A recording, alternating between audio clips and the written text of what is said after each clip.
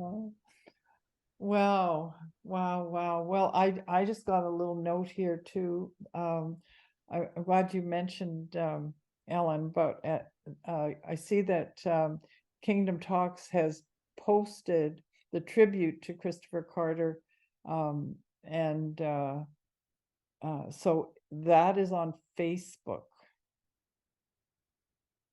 It's on YouTube.com.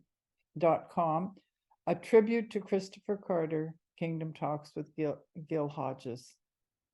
So if anyone is interested, that's where you would find that. It's been, yeah, that was very, took your breath away, didn't it, Ellen? Took your breath away. Yeah, took all of our breath away. It was, we have a lot of questions from, you know, from the Lord. I used to say, before I knew more about how the whole thing works, that if I get to heaven before you, don't be surprised if there's a long lineup, because I've got a lot of questions I'm going to ask. And little back then, I didn't know you could ask them now. And I kind of like that part. So I can say, well, what if God? And then, you know what? Somehow he brings a group of people who are all asking the same question, and miracle, we get answers. It's really pretty cool.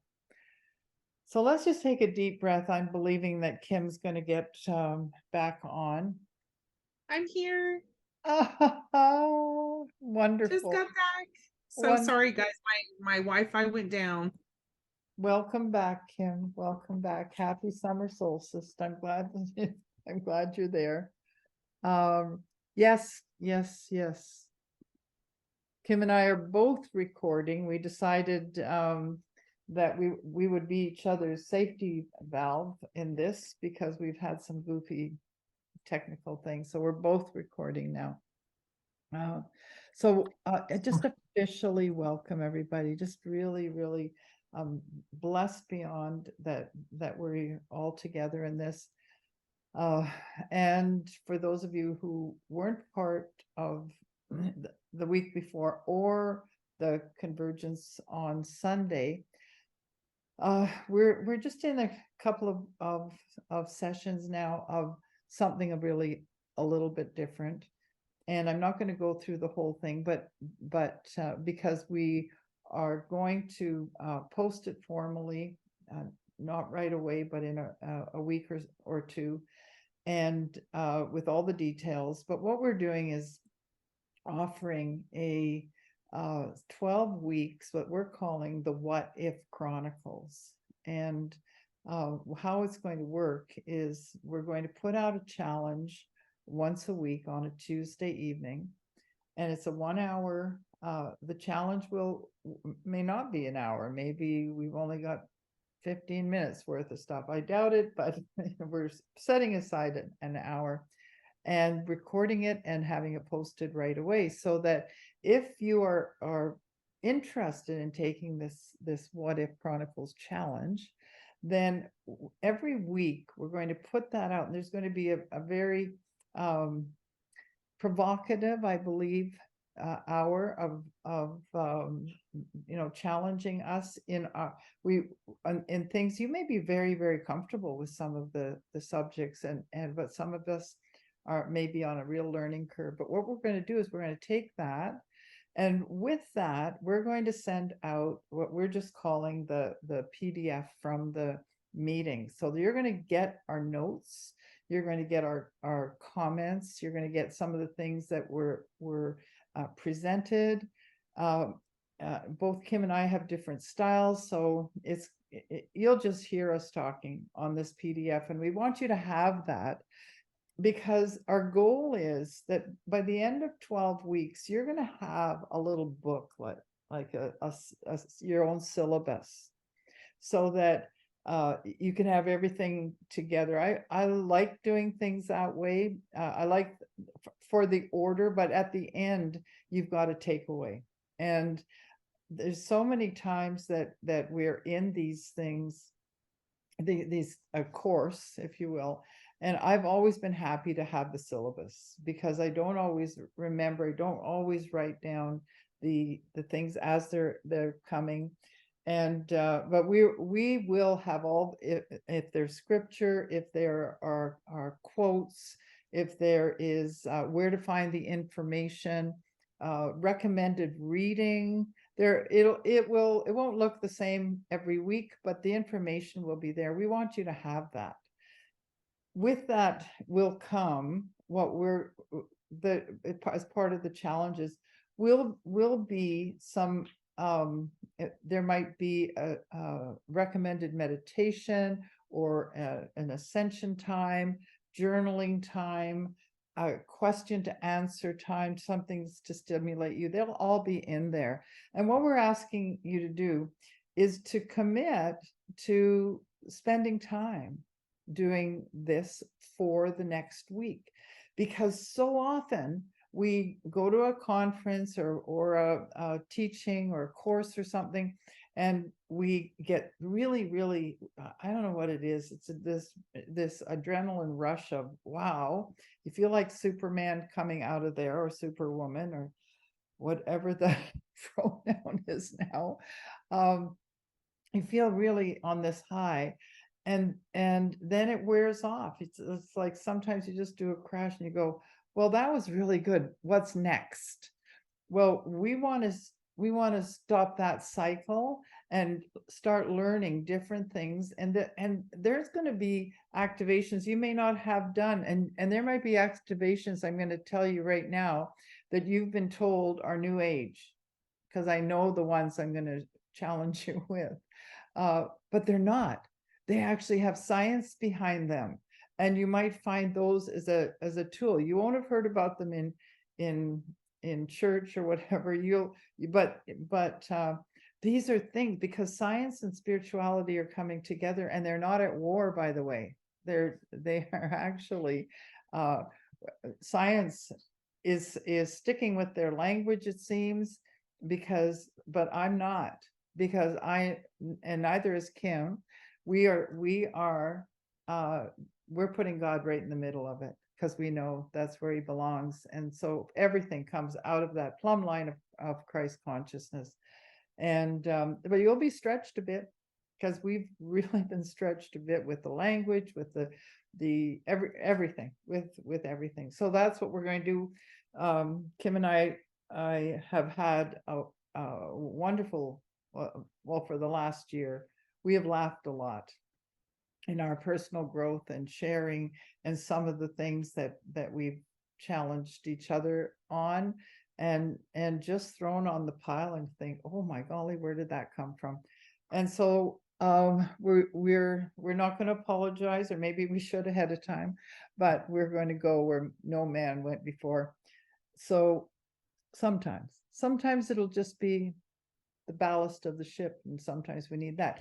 So I don't want you to get worried about the it's not the homework, because whatever it is, we're not asking you to commit 24 hours a day to something, and that's just unrealistic. What we're going to do is we're going to present things, and we're going to ask if you can just take that week, and we all know that what you give your attention to expands, right? So whatever the challenge is, and whatever the activation, we're not going to ask you to sit on a mountaintop, for 4 hours. We're just going to ask you, activate this in yourself and be conscious of it, aware of it, and do it repeatedly throughout the day or throughout the week.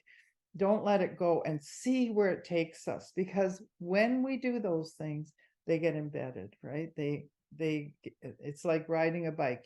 You practice, you pedal, you fall, and you go. But then when you're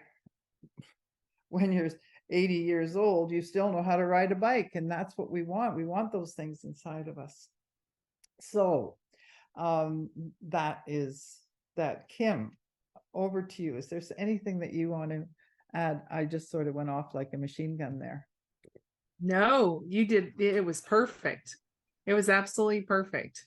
Okay. And I think the only thing I want to reiterate, I guess, is this, again, what Helen said. This is not about doing homework. This is not about accomplishing a check, that for you as well as us, it actually creates more questions that we can dive into, step into, expand from within ourselves out. So that really is the heart behind it. And we're on this journey together. We are. And isn't that the most fun part, really and truly? I want to read you something that someone this week, Renee from South Africa, wrote. I had never met her before, but she asked to be put part of the group. But of course, she's in another time zone. But she wrote me back and she said, I appreciate being added to your list. Your teachings on meditation and deeper revelation on relationship has changed me. The discussion, and I want you to hear this, everybody, because it's not about what Ed and I are, 747 doing it here. She said, the discussions with members helps a lot with questions of how to apply the lessons, especially with meditations, understanding the energy systems, Merkaba, which have always been preached against as demonic, but now know it is how we've been created. I've discovered that God is not feeling that we are challenging him by digging deeper and daring to go against religion to discover him and ultimately myself. The testimonies, guys, thank you for sharing, and please continue. The testimonies are also an encouragement that we are not being let off in hearsay. I also want you to know I appreciate having found you on YouTube and can go over and over the lessons to apply to myself, and each time I discover more. I was so blessed by that. There's a little more there, but it just put together all of my whole heart's desire, and that's that we are a people group that are making a difference. And the testimonies when we speak out I thought, do people really want to listen to a bunch of people talking? And the answer is, yeah, actually they do. And I really want to encourage you, whether you're on Convergence on Sunday morning or with us on Wednesday night, share your heart, because somebody out there needs the words you have, the way that you say it, and it makes a difference, and it builds courage, and it builds just that peace of knowing, and like she said, we've been discouraged from so much, but our testimonies are so good, because you know what? It's too late. It's already happened. and your guys are presenting it so beautifully that it's changing lives. So I wanted to share that. So when we're putting this together, we are really looking forward to what's going to happen. This is really, become something very, very precious. And so how many of you? Can I share something? Yes. Can I just share something here? Don't mind. You would just say people might find it a little bit new agey and stuff like that. Like I told you, I'm part of a Joe Dispenza community and stuff like that. And we've got incredible healings of people being able to see, almost like 20% blind and being able to see. We've got people who've got not have to have gallbladder surgery,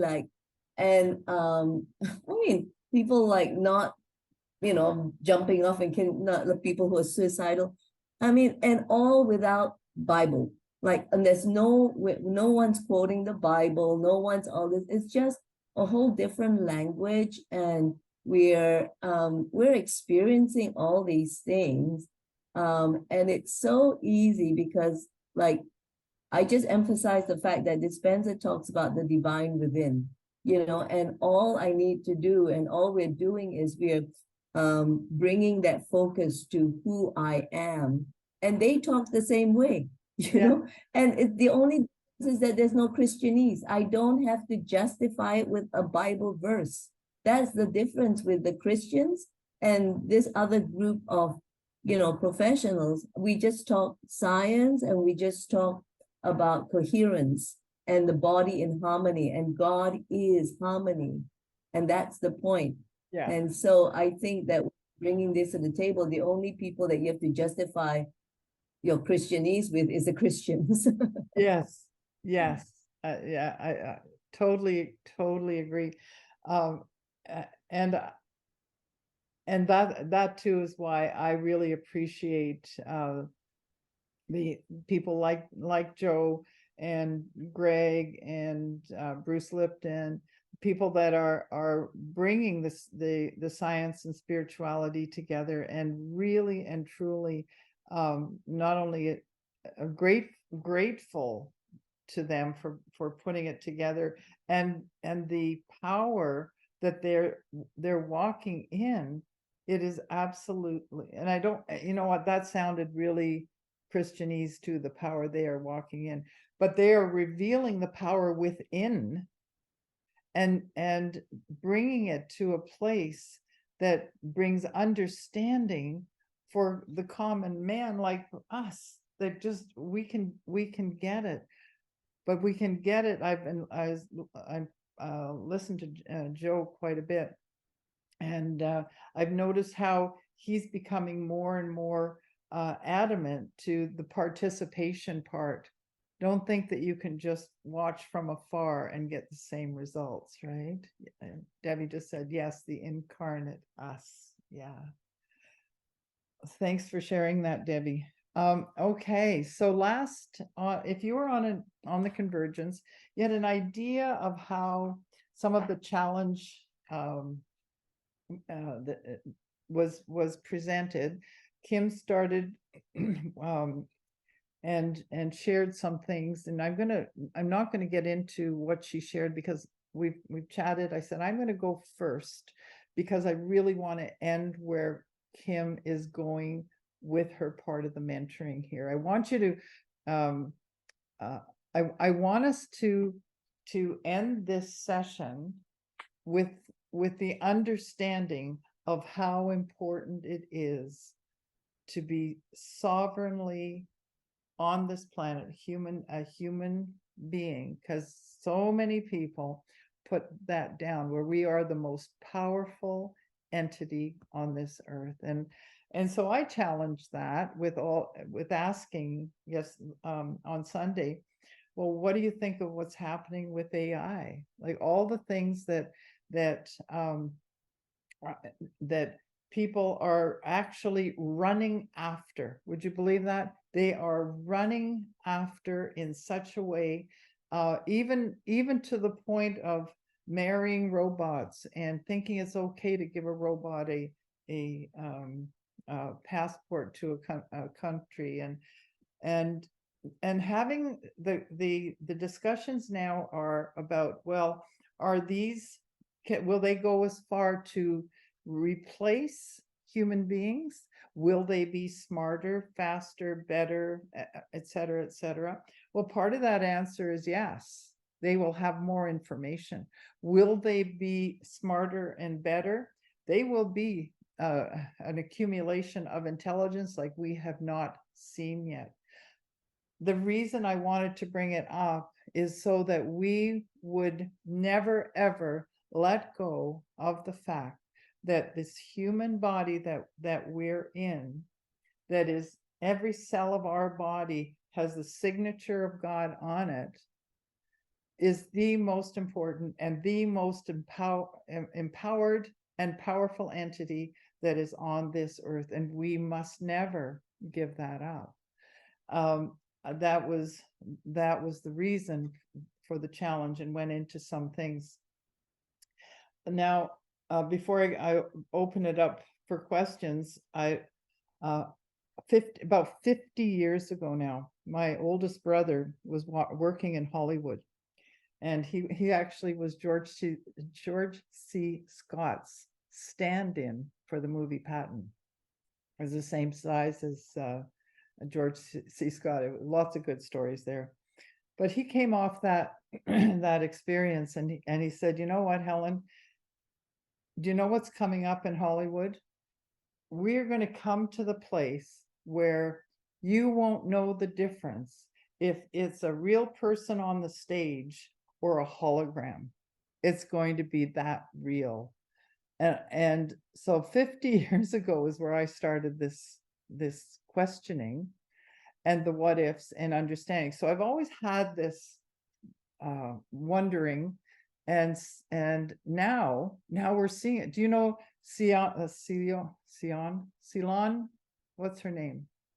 The Canadian Ceylon. Is that her name? Ceylon? Her name's Celine Celine. Dion. Celine Dion. I put Celine them Dion. together. Good. She had Elvis in one of her as a hologram. So she's on the stage singing with Elvis.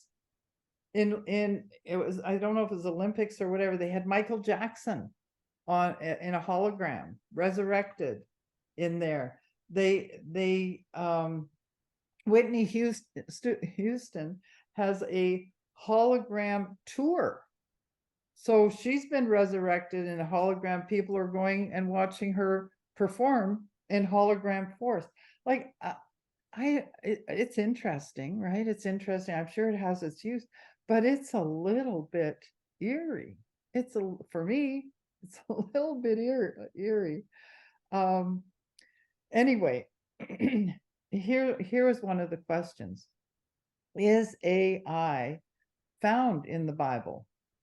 Because those are, a lot of us come out of Christian communities and they need to be there.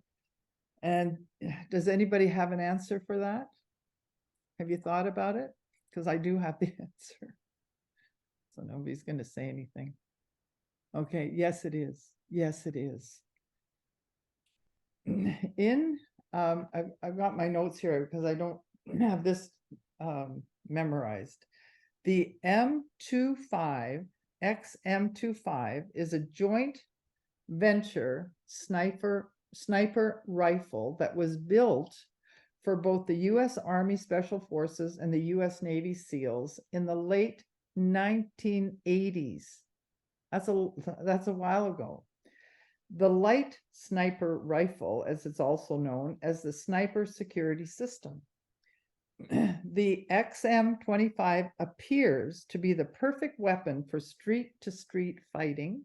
It targets enemy fighter hiding behind walls and only breaking cover to fire occasionally.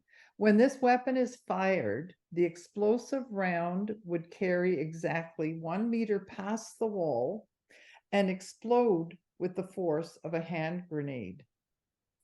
The ammunition is the key, not the weapon. This 25 millimeter round contains a chip that receives a radio signal from the gun sight to the distance to the target. So they're shooting at something they can't even see, and this will hit the mark.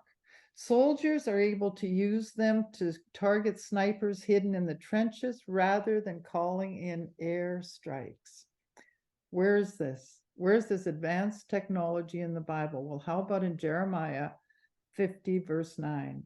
For lo, I raise and cause to come up against Babylon an assembly of great nations from the north country, and they shall set themselves in array against her, and thence she shall be taken. Their arrows shall be as of a mighty expert man.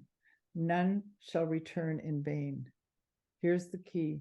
Their arrows will be as a mighty expert man. None will return in vain. Their arrows, the ammunition, not the rifle, not the bow, not the man, the arrow, the ammunition will be as of a mighty expert.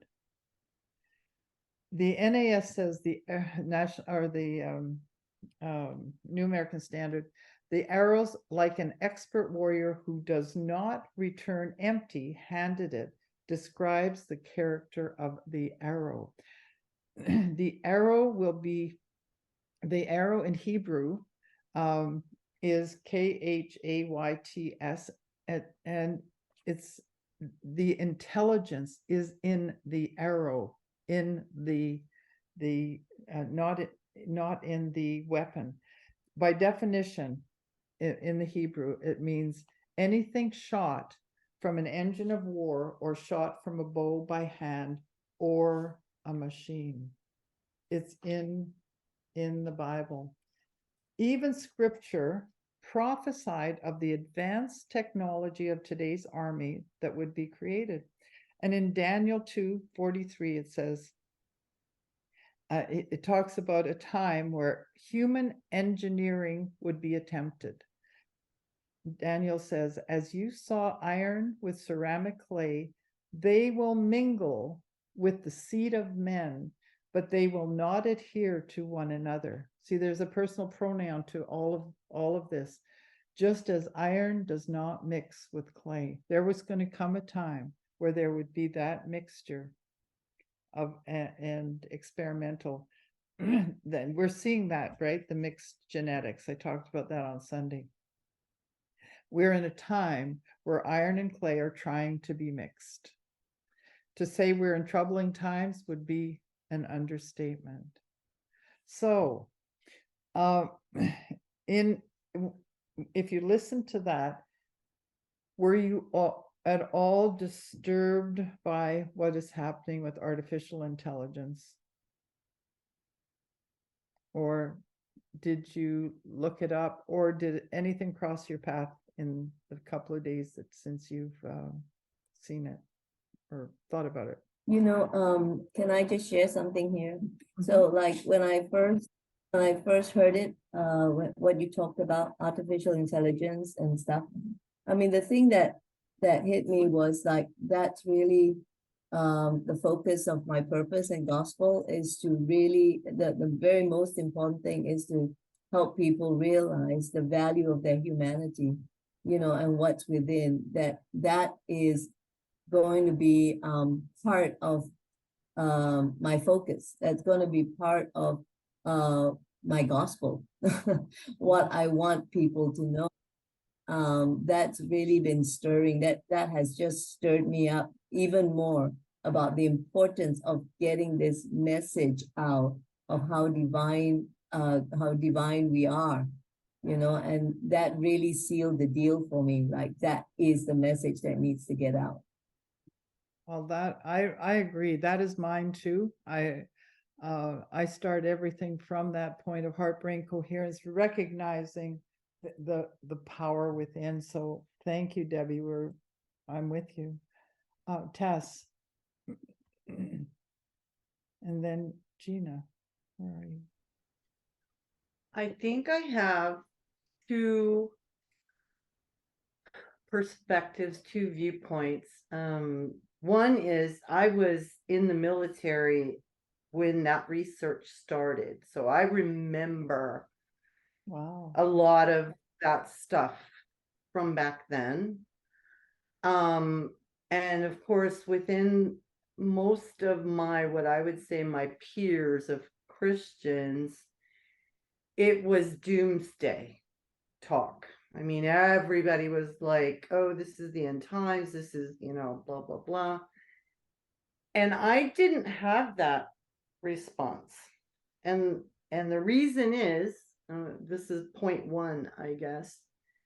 The reason is that even 35, 40 years ago, I had this viewpoint, and maybe someday somebody will tell me I'm wrong. God will say I'm wrong. But I had this viewpoint that if my God is really supreme, there is nothing that can undo his plan, his creation, no matter how advanced. And let me tell you, I am a super nerd when it comes to sci-fi movies. So we're talking Terminator, we're talking Avatar, we're talking, Matrix, we're talking anything and everything, and many that people haven't even seen. Pacific Rim blew my mind. There was so much prophecy in that, it was unreal. Okay. 300 people think it's more like a historic drama, right? No, to me it was full-blown prophecy of who we are, right? So anyway, that was my viewpoint. My viewpoint was that, how big do I really see my God? And so nothing can undo his plan and override his plan. However, the second perspective that I have had, and I have not voiced anywhere, but maybe with Debbie, I think, is that I am not convinced that this is an either or option. And I'm not convinced that the ultimate convergence, nice use of that word, I didn't even think about that, is not some form of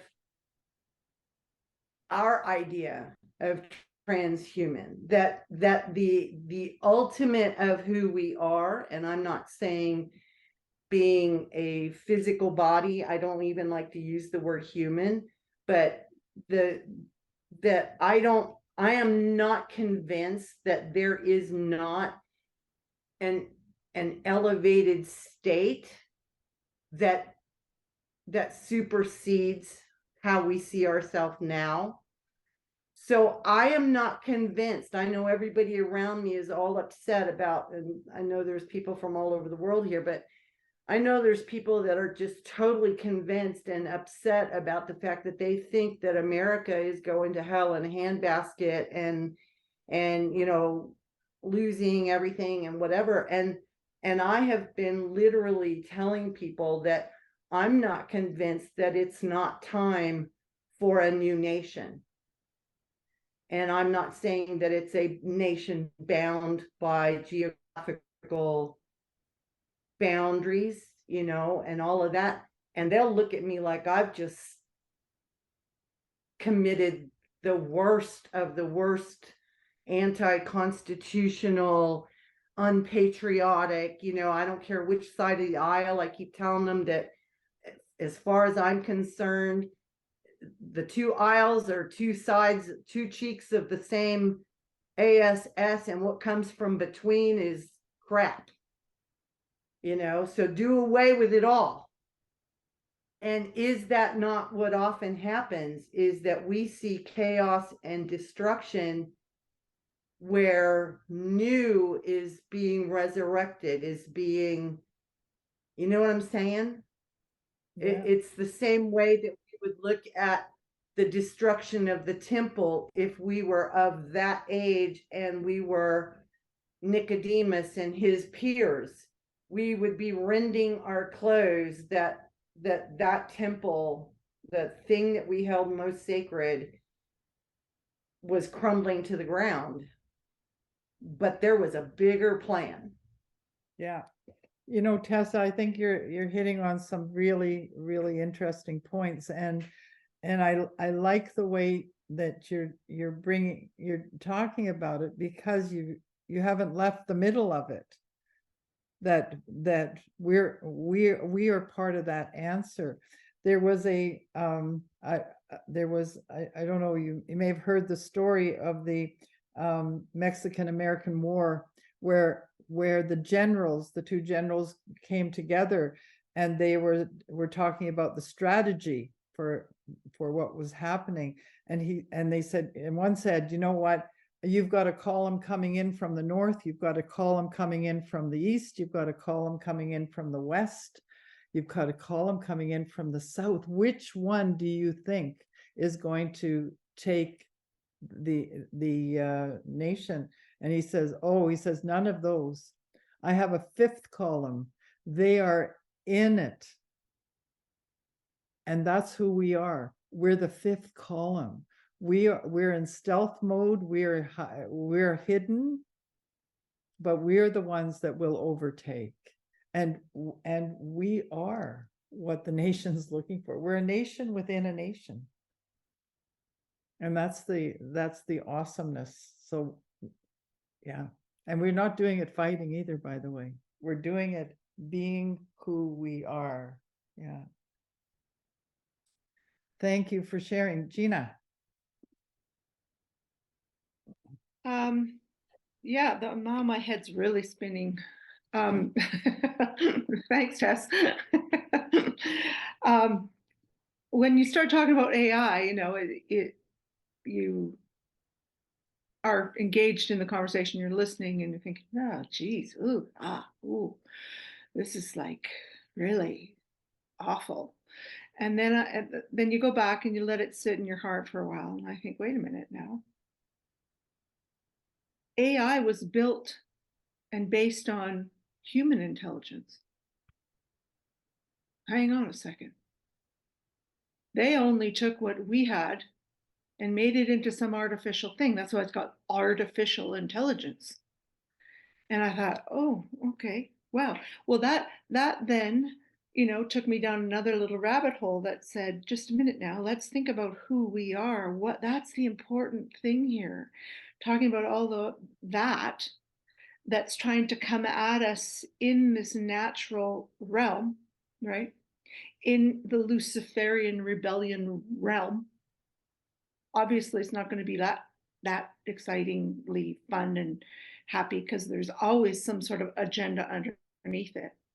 And then I thought, if all of that technology was based on how we are made and how our consciousness works and how we're co-creators with Christ, how we live in our Christed light, how we're co-seated in the authority and the glory of God.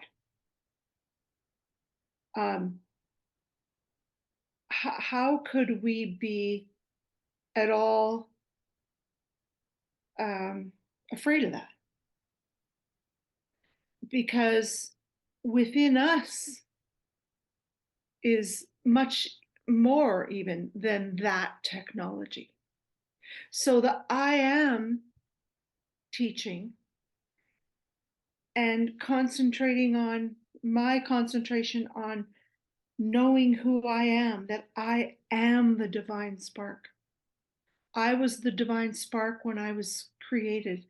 Before I was created, I was in my mother's womb. At the beginning of time, I was the divine spark.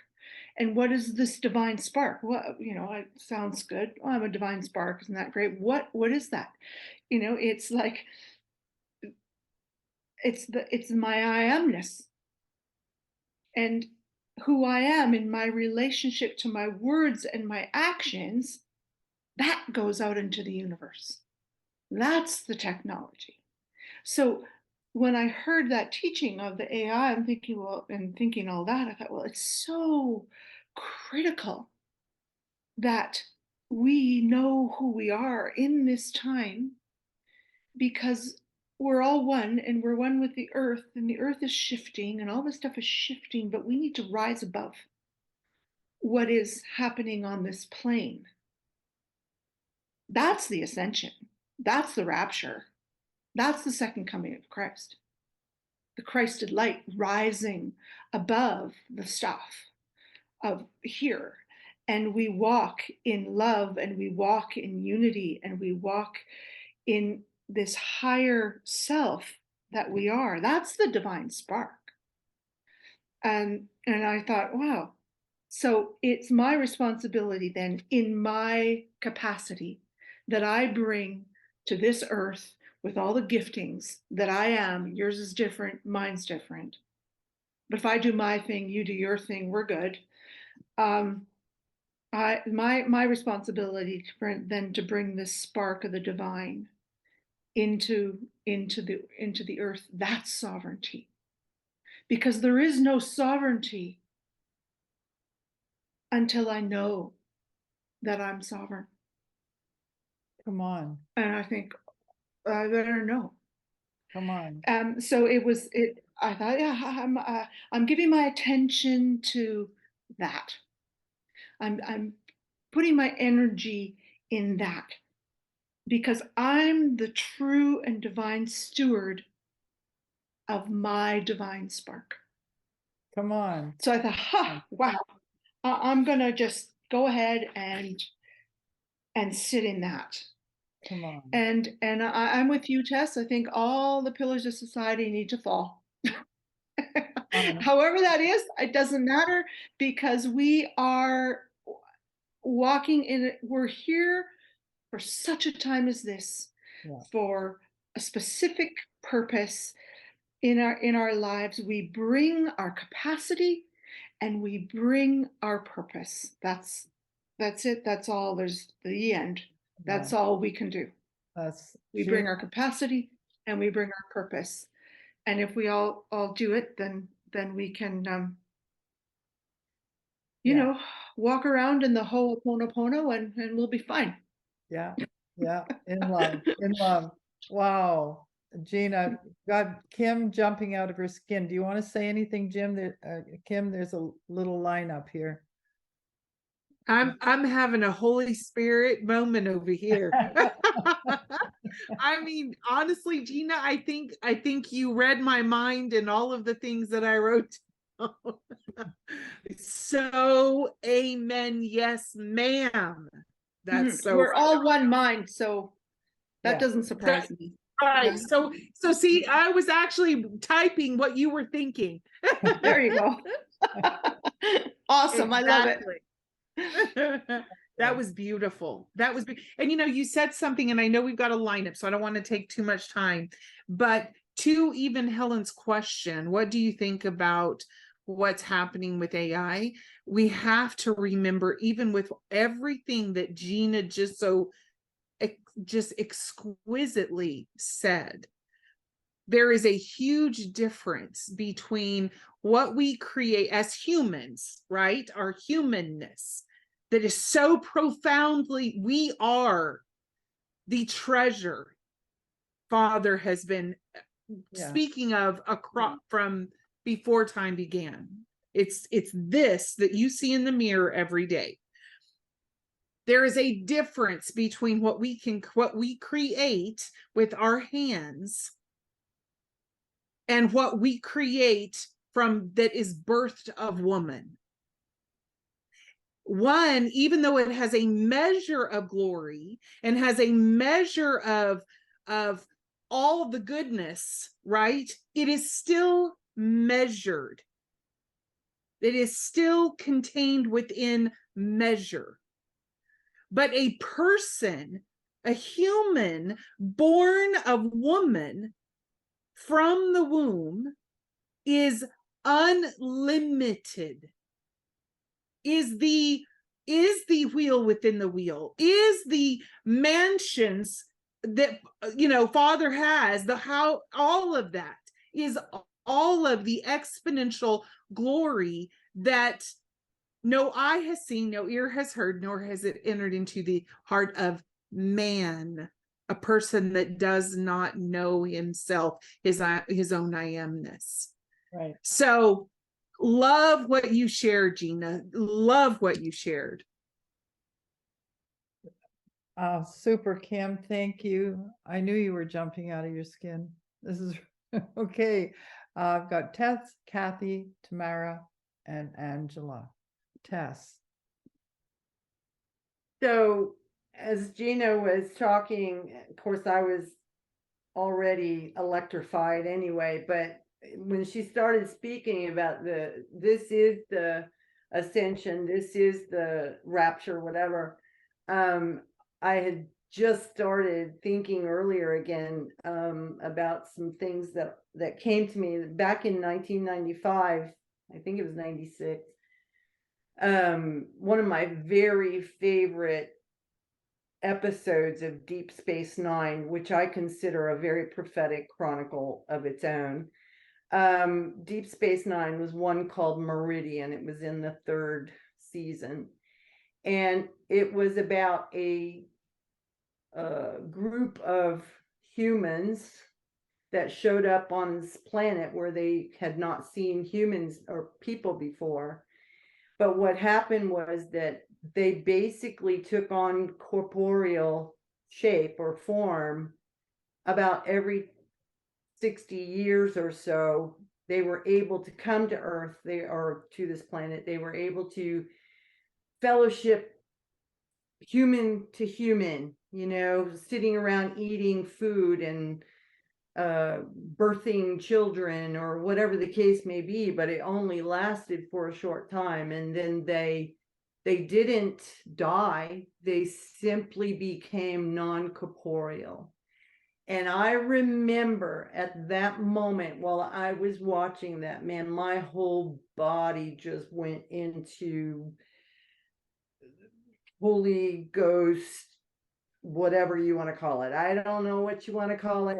I don't know how many people understand, but there was a part of me that the scripture came up where Jesus said, "Where I am, that you may be also." And I recognized, or at least I thought, and I don't know, nothing has changed my mind yet, that is a form of the ascension, the rapture, that we become so who we are, we understand so much who we are, that we are literally walking that line between corporeal and non-corporeal, as Jesus did, and I believe that Paul did, and I believe that some of the Old Testament prophets did, where they were in the world but not of the world, and could literally walk through people and not be seen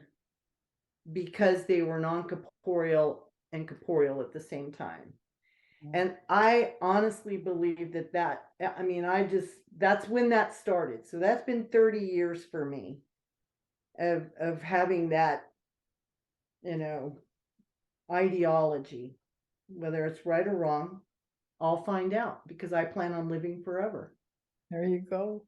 There you go. There you go. I'm with you. I'm with you, Tess. I'm with you. That's so good. And I think I saw in the chat, there's a lot of trekkers out there with you. Yeah. A lot of us. Thank you for sharing, Tamara.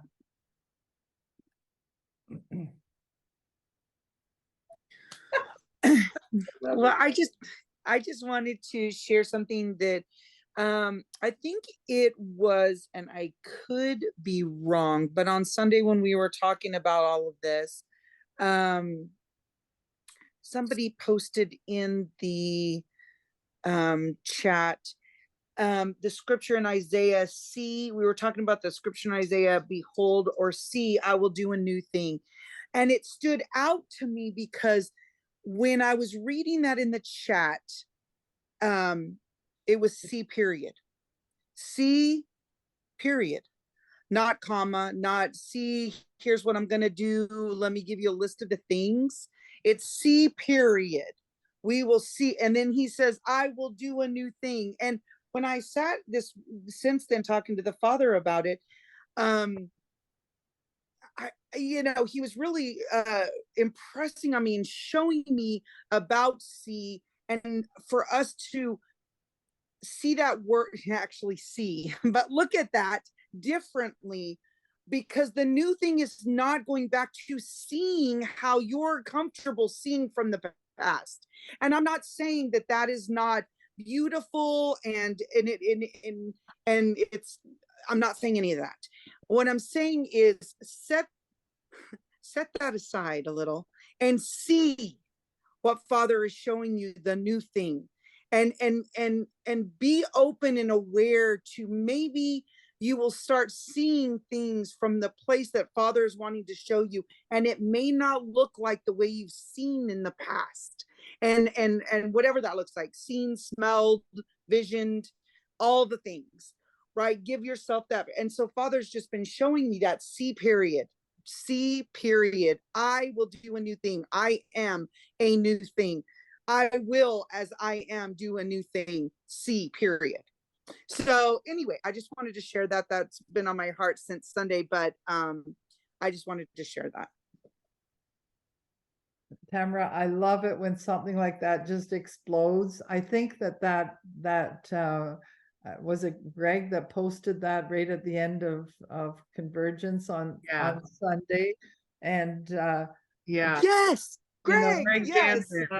yes, Greg. yeah, and you know, like, let's not take anything for granted here. The little things that we think we're doing, you know what, explode into great revelation. So thank you, Greg. Thank you, Tamara. It's really, really, really helpful. And Kim had unpacked that to see as well, and it's in your notes. If you didn't get those notes, it's they're available. Have you got them online, Kim? You're frozen there. She must be in a thunderstorm. Tess, yes, Tess, send them to Tess. All right. Okay. Anyway, thank you. Oh, that's so awesome. Really, really appreciate that. Okay, Kathy and then Angela. I wanted to comment on the AI question you had before, and I think what impacted me from the variety of things you were saying to us about people marrying robots and having robot babies, and it made me sad, you know, to think that people were going to those lengths for what they thought was relationship, but obviously they can't, and just reflecting back the relational poverty that a lot of us, our Western society for sure, lives in, and just really makes my heart burdened, and I guess some compassion for them, and just that they don't understand their identity, and there's so many that haven't yet discovered, you know, that they are included in Christ. And so I think that would be my overall response to that, would be that sadness and the need for us to be love, right? That we are love, and then to be love, and to those around us who are struggling with relational poverty, and longing for meaning and belonging. And so that would be my comment about it. But Kathy, I think you hit on a key. Like, it's just one of those keys that we are that fifth column. We are the hidden city in this. We are, when we are love as he is, we become what's the word, irresistible, like, without people knowing. And so we just are it. We don't even have to try. We need to just focus and expand the fact that we are true love in every part of our body, and do whatever is necessary to keep that frequency. That love is the highest. That, you know, because that's who God is love, and he is spirit. We are love, we are spirit. And so it may sound like a daunting task, but if we think of it as a daunting task, we will do different things than just setting our heart, our energy, our mind, our hope, our love to that expression. And I love what you know, science is showing. The expression of that is actually measurable. It is completely measurable. It is not nothing. It is a huge something. So I'm glad your heart was breaking. So is mine. So is mine. It breaks my heart that people are giving their sovereignty away, and choosing stimulus from the outside to do what our very being is created to do, and not without anything. Nothing is impossible. Right, that. Oh, thank you. I appreciate that so much, Kathy. Angela. Thank you. Wow, this is so amazing, and y'all's comments are incredible. I'm thinking of as well, you know, on top of our artificial intelligence, is that transhumanism, where, you know, you want, what's it called? Enhancements you know, that blending in your own body, like changing your DNA forever, like even with like mRNA type stuff. But so what I was, you know, what's coming to my mind would be that what we are called to usher in is, like Justin Abraham coins it, the joy economy and the love economy. You know, we're talking about everything's got to be torn down, but as we sit in our I amness, Isaiah 61 came to me, where, you know, he's talking about the Spirit of the Lord God is upon me to, you know, bring good news and bind up the brokenhearted, proclaim liberty, you know, comfort those, you know, everything. But it's when we step into that I amness that the Spirit of the Lord God, you know, is here. This is it. It says they will rebuild the ancient ruins, raise up the former devastations, repair the ruined cities and the desolations of many generations. And for me, as I'm, you know, and I've been sitting in this for a while, but that's, like you said, I am the city. You are the city. The desolation of generations is the genetic code that's been hacked.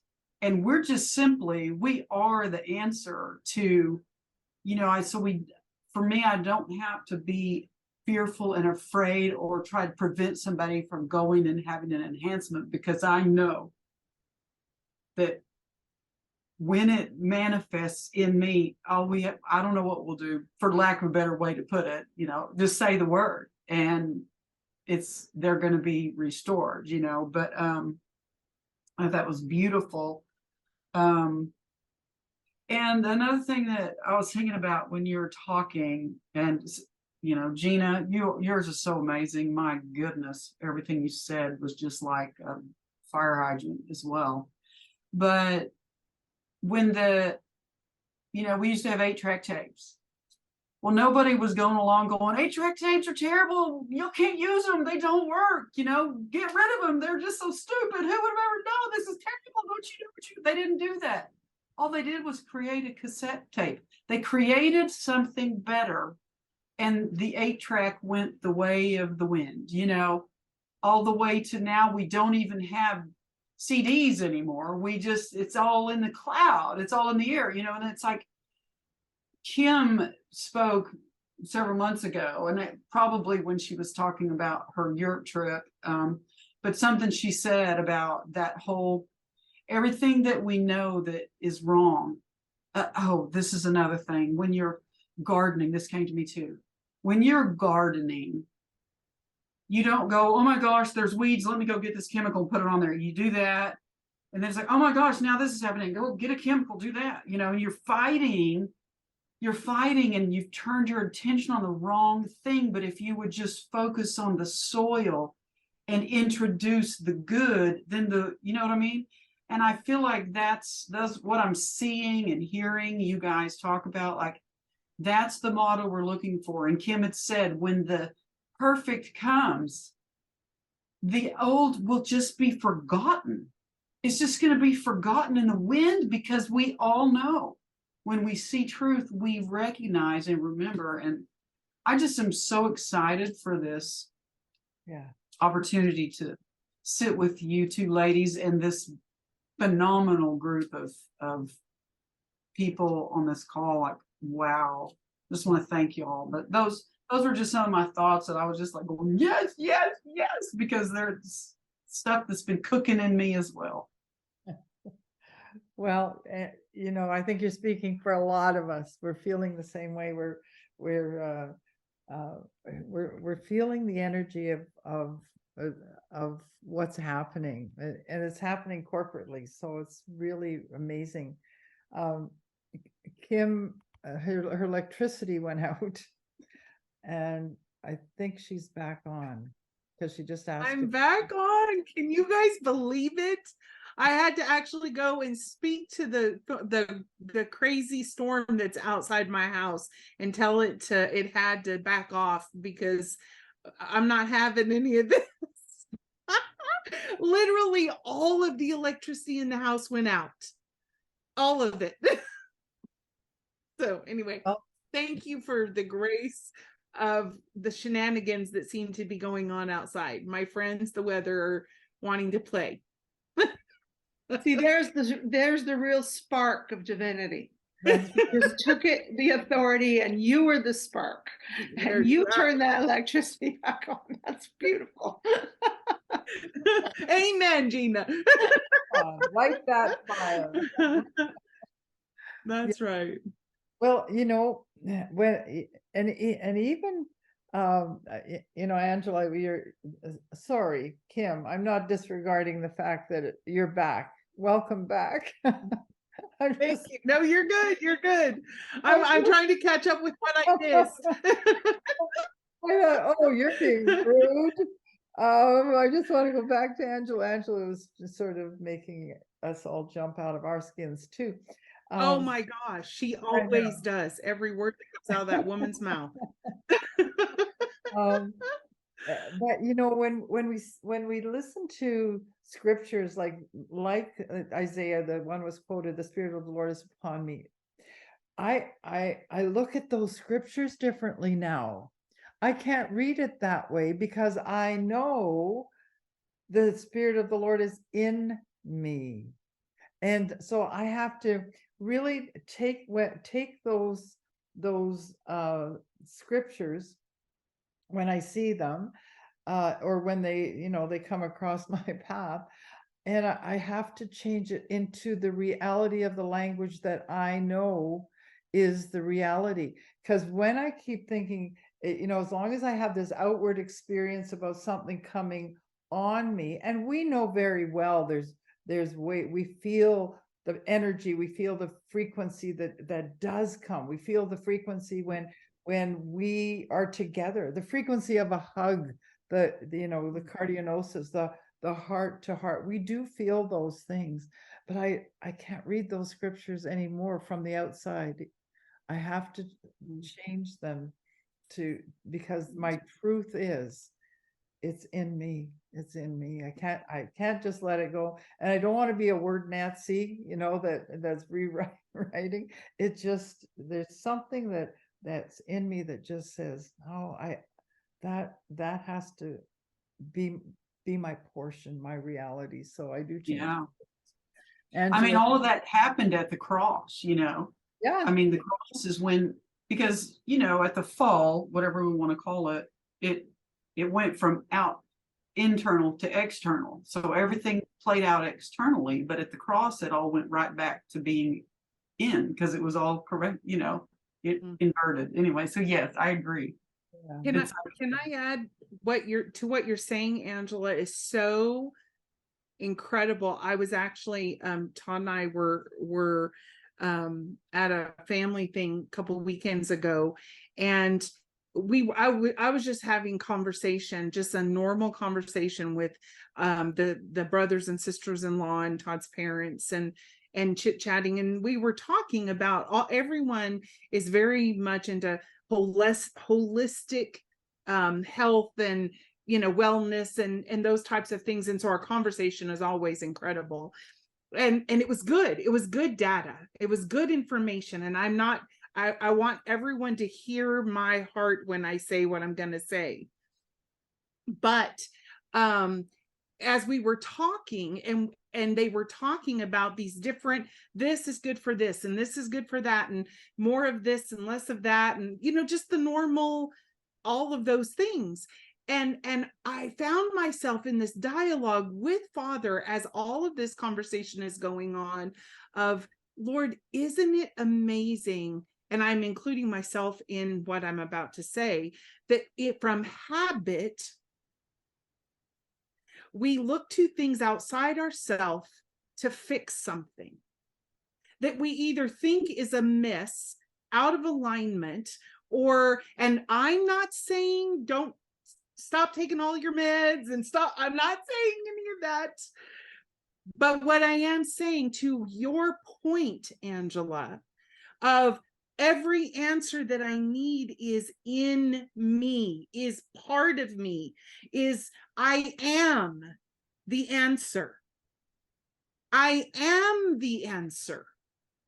And I think part of what, or not think, what part of what Father is giving us, Helen and I, and everyone that participates with the What If Chronicles and Challenges, is to begin to create those new framework of habit, if you will, of instead of me without thinking subconsciously, either grabbing something to help me feel better, help me sleep, help me rest, help, you can fill in the blank, that my first reaction response is to look inside and say, okay, I know the answer's here.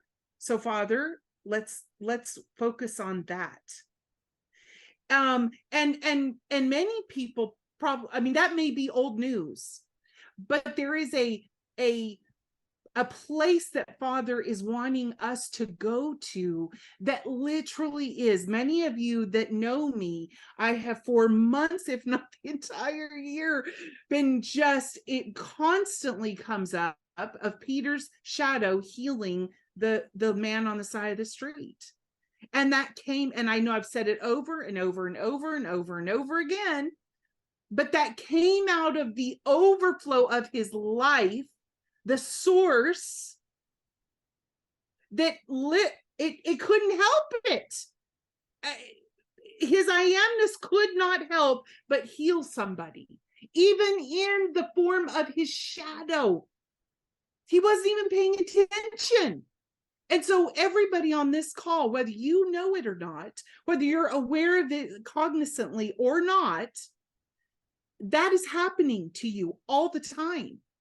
Creation is responding to you all the time. Somebody else's body that walks by you is healed because your shadow healed them and you don't even know it. Now, what happens when you begin to know it and move intentionally with it? Move intentionally in it, from it, with that kind of governance. Yeah. For all of creation and every place your body finds itself, knowing in your awareness, I am here because there's provision that's needed here, and whatever capacity, whether it's financial healing, emotional, technical, whatever it is, to put the AI on notice, be still, shut your mouth, settle down. No, you can't go in there. I mean, what would happen, just a what if, okay, since Helen brought up the topic of AI, what would happen if you go somewhere and somebody's having a problem with AI getting into something and Father says, well, just tell it to back off, and you tell it to back off and it does?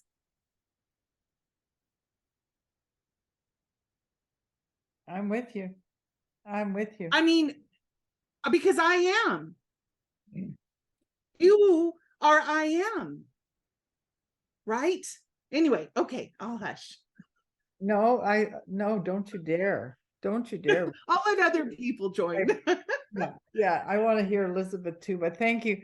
I do too. I'm glad you're back. I'm glad the weather is dissipating as we speak.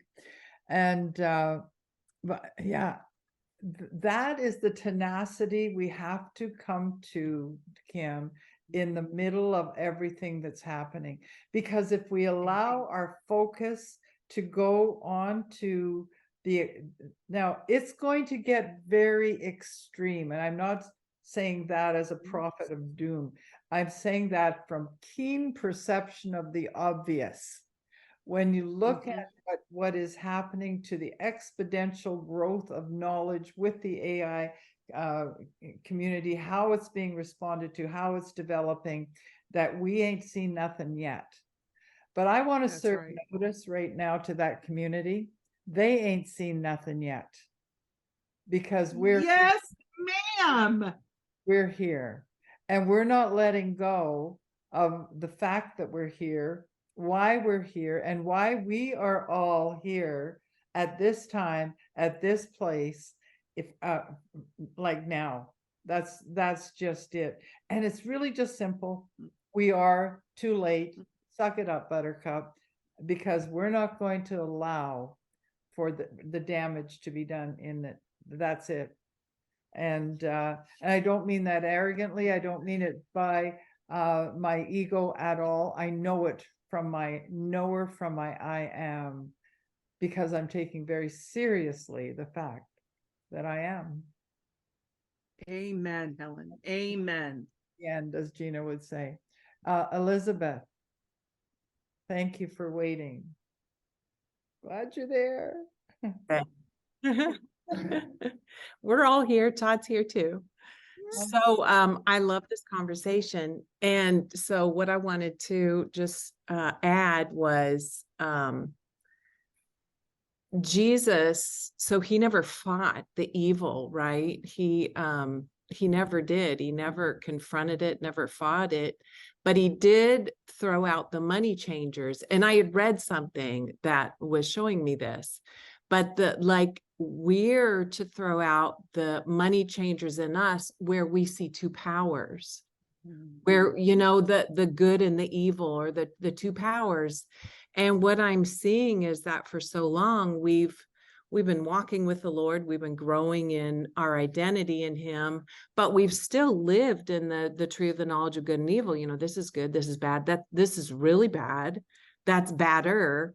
You know, but we're coming to a place now where we're living, you know, from Eden, where there's neither good nor bad. Like, I am the God in me, you know, I am is all knowing, is all powerful. He's the one power. Everything else is a non-power. And I know it seems like a power because it's been given that.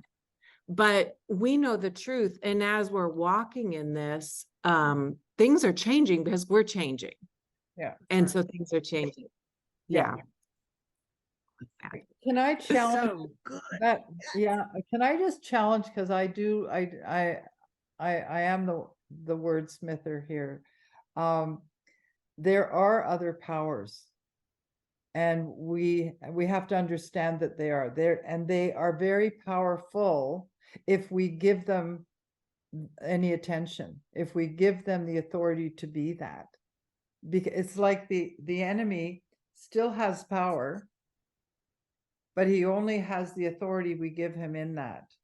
And so he has no power over us. He has no power within us, to us, except that we allow it. And I know that's, I'm just being really direct, because there are many powers out there. The AI is going to present itself as a very powerful force on this earth. But we are the greater power. And I love how Kim put it. Do you understand what I'm saying? Where is Margie saying? Absolutely. When we give up our power, yeah. We will have our power. When we give up our authority, when we give up our sovereignty, that's when other things start happening. With our focus has to be on that place where we are seated in him, and not budge there, not budge from it at all. And don't give, and that's why I think in the 2 or 3 years we've been together, I don't give it any attention. I do not give it attention, because I don't have to. I do not have to. But one of the reasons for bringing up the AI is the incredible power that it's going to challenge humanity with. And there's a lot of you know, instead of having this machine to adjust your TV, how about I just give you this little chip? Won't hurt. It'll just go inside here in your head, and it'll connect with your, that's a power. And we have to say no. We have to say no. We're not giving that. because somehow Father's going to take, as we're breaking the 4-minute mile here, guys, he's going to show us the greater in that is going to make everything stop and think. But yeah, anyway, just taking it to another level here. I hope I didn't mess anybody up. Kathy. No, that was good, Helen. I just wanted to read something that Maggie posted, and maybe she'll comment to us about it. She wrote, where is all this taking us? Is the oneness of God drawing out our collective oneness? And how will we use our collective action to corrective good? And I just appreciate her commenting that. And just this, it was rolling around my mind before as we were speaking too, just about that, our oneness, our unity. And I find myself more and more, if I'm singing a worship song, you know, they tend to be very individualistic. I'm always saying we are instead of I am. I know that I am, but just that importance of collectively, how are we moving forward? So Maggie, you want to go ahead and comment more? Well, I really don't know why I wrote it. It's just as I was listening to everybody talking, that was kind of what was swimming around inside of me. And I was just thinking, okay, where are we going with all of these wonderful, you know, sort of the input from everyone? And it kind of made me feel that, and what do I know about anything? I just grab bits, you know, and pieces. But I do believe there's councils that have taken place and they're still taking place now in the heavens. And I'm just wondering whether, you know, if we are, as we are one in him, then why don't we use this oneness to correct the corruption? And why don't we act as the ecclesia and use our sovereignty and our power? I mean, I don't really know what I'm saying. I'm just listening and just trying to make sense of it all. But I get the impression that we're better together, and there's something in there. So I'm sorry, Kathy, but I don't have any deep meaning in terms of what I've said, but I'm just listening to what I'm hearing, and I'm thinking, surely there's something that we can do together in all of this. Really, that's where I was coming from. That's so beautiful. You know, it's interesting, Maggie, as you said that. I had a meeting today with a friend, and we were talking about another something similar to what you're saying, and how one of the things, as we talked about, every person, you know, someone may feel that their responsibility is to take on, you know, I don't know, water, and someone else it may be AI, and someone else it may be food shortages, and someone else it may be children, and someone else it may be child trafficking or human trafficking, and how, you know, each one of us, so beautifully, you have said so beautifully, how bringing every single, even just this small microcosm of Father's heart and the very fabric of his being, how each one of us is one strand of that fabric tapestry, and that one strand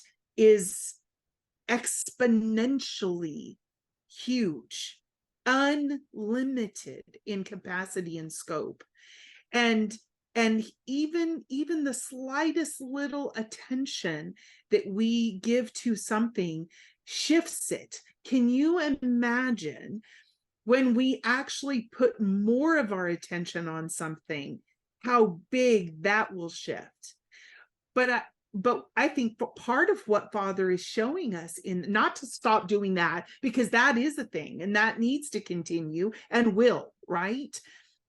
But there is a place within us of learning by the constant use of what that feels like, like just now me going out to make sure that the lights were back on and my internet was back on.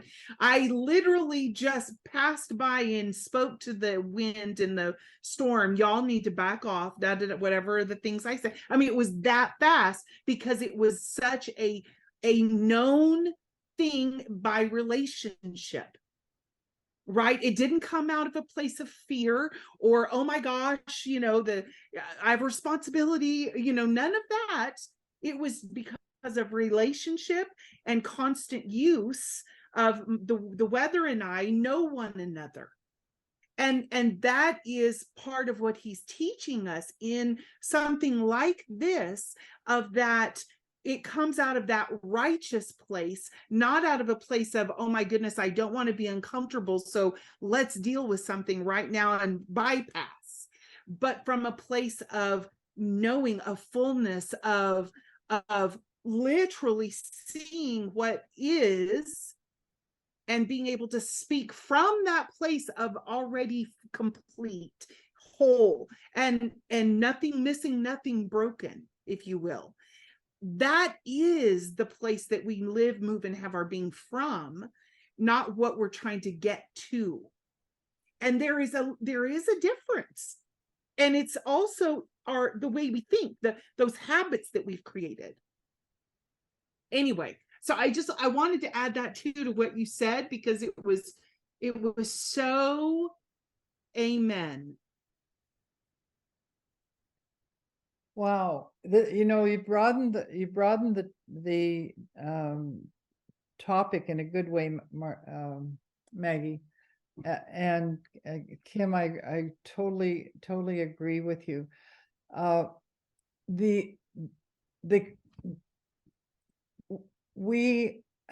What you have said, Margie or Maggie, was the fact that why. And you posed the question. I think I didn't write it down, but if all this power is within us, why don't we just get together and fix the problem?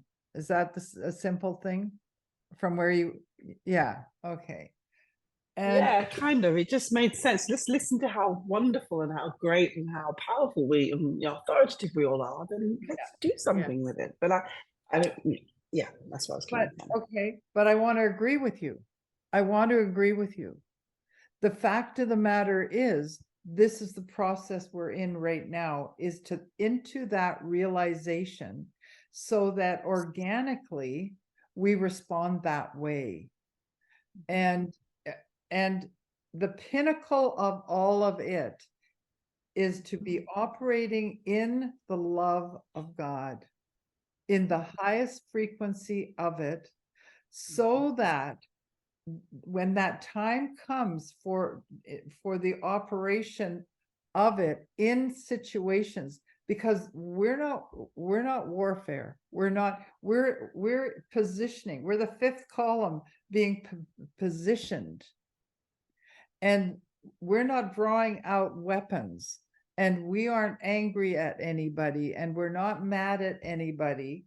We are love, and when you come in the opposite force of something, exactly what you said should happen will happen. We're training right now to ensure that is our focus, and I love how it's happening, because we're challenging each other in it, and we're also, I'm feeling the edification of it as well. I'm feeling, wow, I'm not alone in it. Like, I have amazing teammates in this, just, on the same team. And I believe that should that time come where to answer that, it will happen. But we're in basic training right now. We're in training, and yeah, and Margie said, perfect love casts out fear. Amen. Carmen, and then Lana, Angela, we have a lineup here. Okay. Here. Boy, I'm so honored to be part of this conversation. I think you're all so smart, and I think it's great the way we are helping to increase each other's awareness. And that is so important that we learn to be who we are, that we really know who we are, because even when I say I am that I am, do I really believe it? No, I'm working on it, you know. But you know, that somewhere in the conversation, I thought of the Tower of Babel, and like, why were they building the Tower of Babel when they already had access to God? And I don't totally understand what the Tower of Babel was about. I know there's more to that than I understand, but it seems like, and I'm not saying there's anything wrong with artificial body parts that people need, like people who've been to war or things like that, but for years they've been trying to devalue us and devalue who we are in this wonderful, amazing technology that we have that cannot be duplicated. That's right. Really, in any way, shape, or form, because God created the best of the best. The only thing they can do is come up with not a very good copy. You know, before they used to say we had 5 senses, and now they're saying we have like 22. You know, so they don't even know, we don't even know our full capacity. But it's like with this thing I noticed that like with the breast cancer, when I went to the doctor, they were like, well, the first thing we're going to do is we're going to give you a mastectomy, and we're going to do this, we're going to do this, and we're going to do that. And I'm like, you're what? Well, we're going to do a mastectomy. And then I'm like, what you're saying is you're going to cut my breasts off. And they're like, yeah, that's what we do. And I'm like, no, that's not what you do. That's not what you do with me. But it's like the way they were saying it was like it was not a big deal. Mm-hmm. But and I'm sorry if you've had one, but it is a big deal. And if you had one, you know that it is a big deal, you know, because a woman's breasts are a very important part of who a woman is. You know, you nurse your babies, and it talks about the nature of a woman, you know, the nurturing and all that. And so it's like they talk about replacing us or replacing parts of us, like if you were nothing, and the next thing is replacing us, right? And so it's like a very slow, like putting the frog in the boiling water, you know, you just put the frog in the water and then you turn the heat up kind of thing. And so, but we are the temple, and you cannot make artificial intelligence and make that the temple. That is not going to be God's temple. And I don't know if that was coherent or if it made any sense, but because you all have my head spinning, but that's it. Thank you. No, so and you see, that is the amazing part, Carmen, that you just hit. They can't make human, and that we need a T-shirt made for that. They can't make human, and they have made, I forget the name of the skin that's on the the robot, but it's goofy to make everything human like. But the fact is, and as all of these things get put out before us and get honed as being so magnificent and better than anything, we have to be in training, understanding that our humanness is divine and greater than anything that can be manufactured. And because, you know, there is an elect that will be deceived in the end times that we're in. That's right. That's such a cliche statement these days, but there, you know, deception is possible. And what our focus is through all of this is to continue that our focus has the plumb line and knowing who we are in God and who He is in us. I even have difficult time with the pronouns, except I call God Father. So if any of you have have problem with that. That's just what I do, who I am. And because it's an intimate relationship. All right, Carmen, you're provoking us. Thank you. Lana and Angela. I love that Kim brought up relationship, because that's what I've been learning about of late, not just relationship, and realizing how everything is based on relationship, and if you don't have relationship with others, then really what there's no basis, there's nothing to stand on. But even relationship with myself, and trusting myself. Carmen, you just mentioned it, when the doctors were telling you to get a mastectomy, and you're like, no, because that's not who you were, and you just knew that that was not the route you were taking. But Maggie, you also, I loved what you had said, Maggie, as well. And right now I'm just realizing, you know what, I have to be very careful with my thoughts. I need to make sure that if something is trying to invade that does not line up with the truth of who I am, then I need to make sure that goes right away, because there's no time, there's no room for that at all. So yeah, that's so good. Yeah, thank you, Lana. We need to be totally aware, totally. Angela. It's so hard to stay focused on what you think you're going to bring. Every single person, like, oh. The truth. Oh my goodness. But even today, just speaking to what she just said, even today, and I've never said it this way before, but all of a sudden I am just addressing anything that would enter in and interface with me from an external place. And I just release the decree that everything that sits at a lower frequency will instantaneously come up to the frequency of life, light, and love when it interfaces into my airspace, so to speak, which would be my universe. So to me, that speaks right into what she was saying. It's like, it's so good. That's learning how to govern. But I'm on the fence about a couple of things, because, we know what the eye hooks into enlarges. We're the ones. Which balloon are we going to blow up, by giving our attention? Yeah. And I've seen it for years. I mean, we've all known for years. We've been hearing it and speaking it for years. And now, as you brought up Jeremiah, and I'm like, Jeremiah started the thing. He started speaking it into existence. What? Right?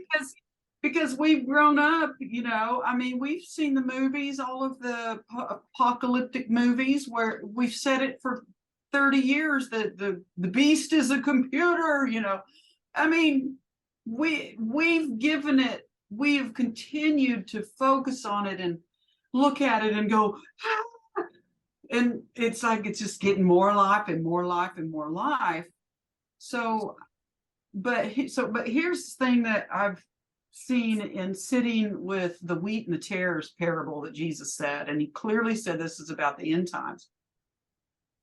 They mirror they grow up together, and the truth is that the distortion, the enemy, I like to refer to it as the distortion, but that distortion has absolutely zero offensiveness, because I am. The distortion can only respond to what it sees in us. Mm-hmm. And so when we see all of this crazy, wacky going on, it's that distorted adversary, is only responding out of fear, really, because we're the governors. Mm-hmm. And we can govern by giving it life, the thing we don't want, by speaking about it, going, it's there, it's coming, it's coming, it's coming. And then when it comes, we're like, see, I told you. And it's like, well, we framed it, right? And so even with the book of Revelation, I mean, I've sat with it for quite a few years when I was here doing house of prayer stuff. But it's like that, the adversary's last stand is where we're at. Like there's no offense on the adversary's playbook. It can't be. There's only that response to seeing the glory. So the wheat and the tares, we could look at those tares and go, we are looking really good, y'all, because we have to have, it's so symbiotic that it's like we can get there. We couldn't get there on our own. We had to have this adversity to help us dig deep, dial down, and be that hungry for God. So I mean, I just see it all, and I thank the Lord all the time, and I put a smile on my face because I'm like, it's all been necessary to get us where we're supposed to be. So I've struggled just a little bit, you know, with thinking, man, now we've got to go in the heavens and govern AI, go away, because we're, you know, that's just me. I love what we're doing here, and I'm here. Nothing's going to chase me away. I love to do it together, but those are just some of the things where I'm on the fence about, because like I said, just by creating the perfect, by sitting in our I amness and becoming, we already are, but remembering it completely and being fully conscious of our I amness, the perfect, the imperfect, the distortion will fall by the wayside. And I'm not saying we don't do anything, because every single person's called on, like y'all said. Somebody's going to do this thing and they're going to be obedient. It's all about obedience, obviously. And we, you know, the payload that we came here with, you know, when we entered into the realm of earth, we came with a package of heaven to deliver. So we all have to do that. But anyway, I just want to throw that into this conversation, and I am just absolutely loving this. Yummy. You're yummy, Angela. I get thinking in so many directions when you're sharing. I can't tell you. That's awesome. Thank you. Thank you. Thank you. Kim, did you want to say something? I want to definitely give Sandy and Lana time, but Angela, you just always blow me away. Yeah.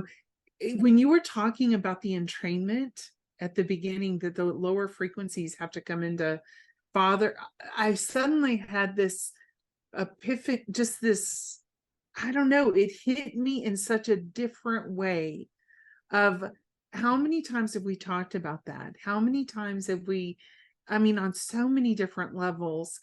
And that is the very, I think, position why Jesus could say the enemy has nothing in common with me. Right? Because he already knew that was what would happen, because he knew where he sat. He knew who he was. He knew the response. He knew his reaction was going to be, oh, well, you know, you just need to get into alignment with Father's sound. I mean, there was nothing else but that. It just, I don't know, it hit me, and I can't even verbalize what hit me when you said that, but when you said that, it started pinging all over the place. It may come out in a later day, but it's so good, Angela. So good. Yeah. I appreciate too that you were looking at different sides of it, and you haven't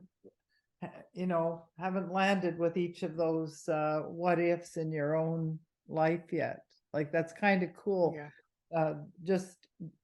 Just the freedom of direction in it. That was really fun to hear. That's really good. All right, Sandy. I just wanted to say thank you, Kim and Helen, for bringing us all together. And I started listening online and hearing all of your testimonies, and the frequency of love through all of you is truly what drew me in. And Maggie, when you spoke earlier, it reminded me of when I was 18 years old. So it was about almost 30 years ago. God said to me, I wrote down in the journal, I didn't know it was God at the time, that my goal in life was to spread love throughout the world. And that's exactly what this group is doing. So I just wanted to thank you all. Thank you, Sandy. That just so blesses my heart. Known, What amazing. I've known So Sandy amazing. for I don't know how many years, Sandy. I actually officiated at her wedding. And I've only known her as love. Like seriously, yeah, Lana's nodding, Katrina's nodding. Those of us, like it is so your, it's so on your scroll. You were born with it. And Sandy, you don't even have to try. You walk in the room, the atmosphere changes. You walk in, you say very, very little, but your presence raises the frequency. So we're the ones who really appreciate you. You're absolutely lovely. Thank you. Hearts follow her. I have a picture of years ago. She came into our front door. One of we've lived in a number of houses, so I don't remember where. And the leaves, as when she came up, formed a heart. It was really, and she took a picture of it. The leaves, like in the, I have the picture. Nothing in the middle, just a complete perfect heart of bone leaves. And then when she left, it snowed, and now you've got this white heart, feathered heart of and I would imagine that's just God giving her a kiss, because that's who you are, Sandy. And we love you so much. Oh, beautiful. Yeah. Love follows you. Gina. I just want to quickly say that Sandy is like an ambassador of love. Yeah. Yeah. Like an absolute ambassador.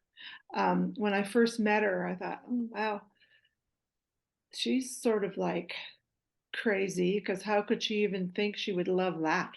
You know, like she could take the most unlovely thing we were talking about and then bring it around to love. And it really spoke to me, really helped me along in my walk. So she's an ambassador for sure of love.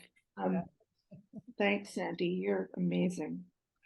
What would we do without you? I have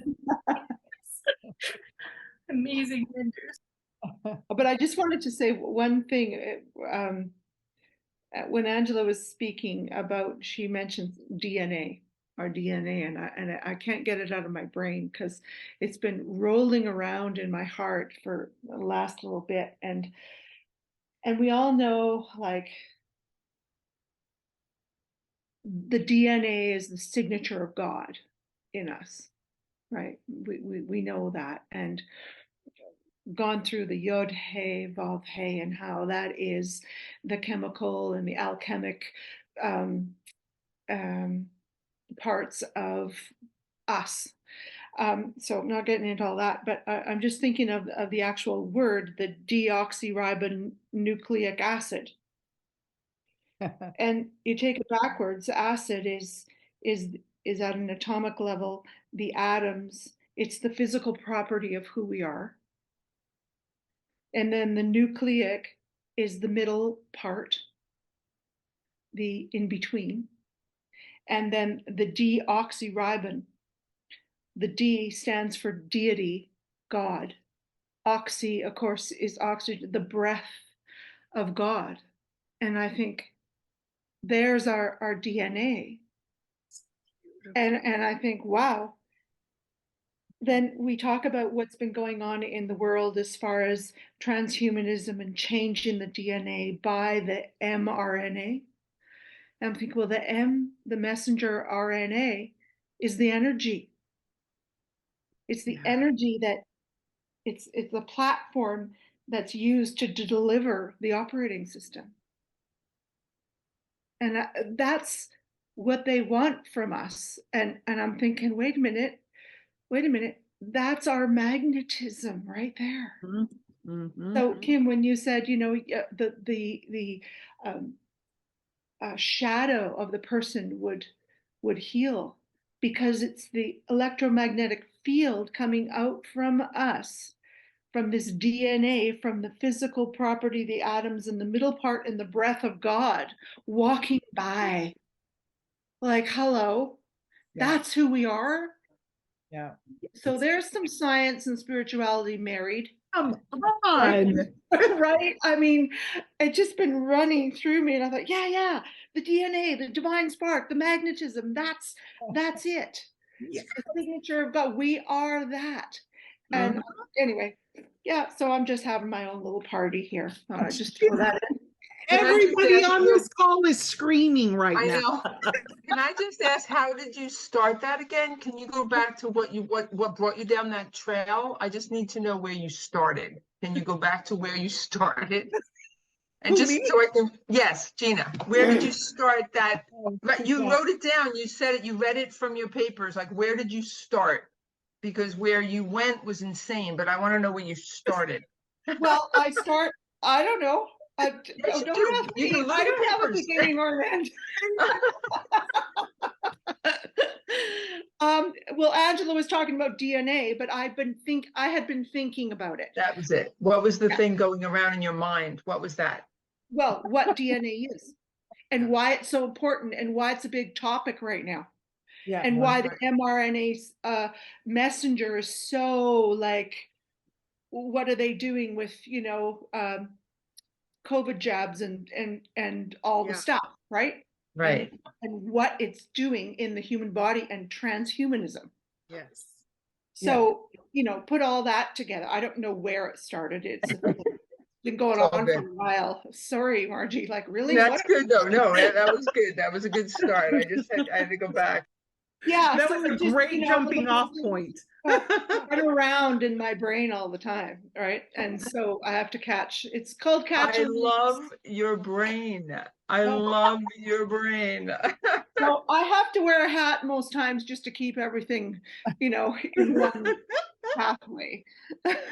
Oh, that was so good, Gina. Oh my gosh. Anyway, my gosh. I'll be quiet. Heaven's sakes alive. Her t-shirt reads, "I hardly ever know until I tell you." I need that t-shirt.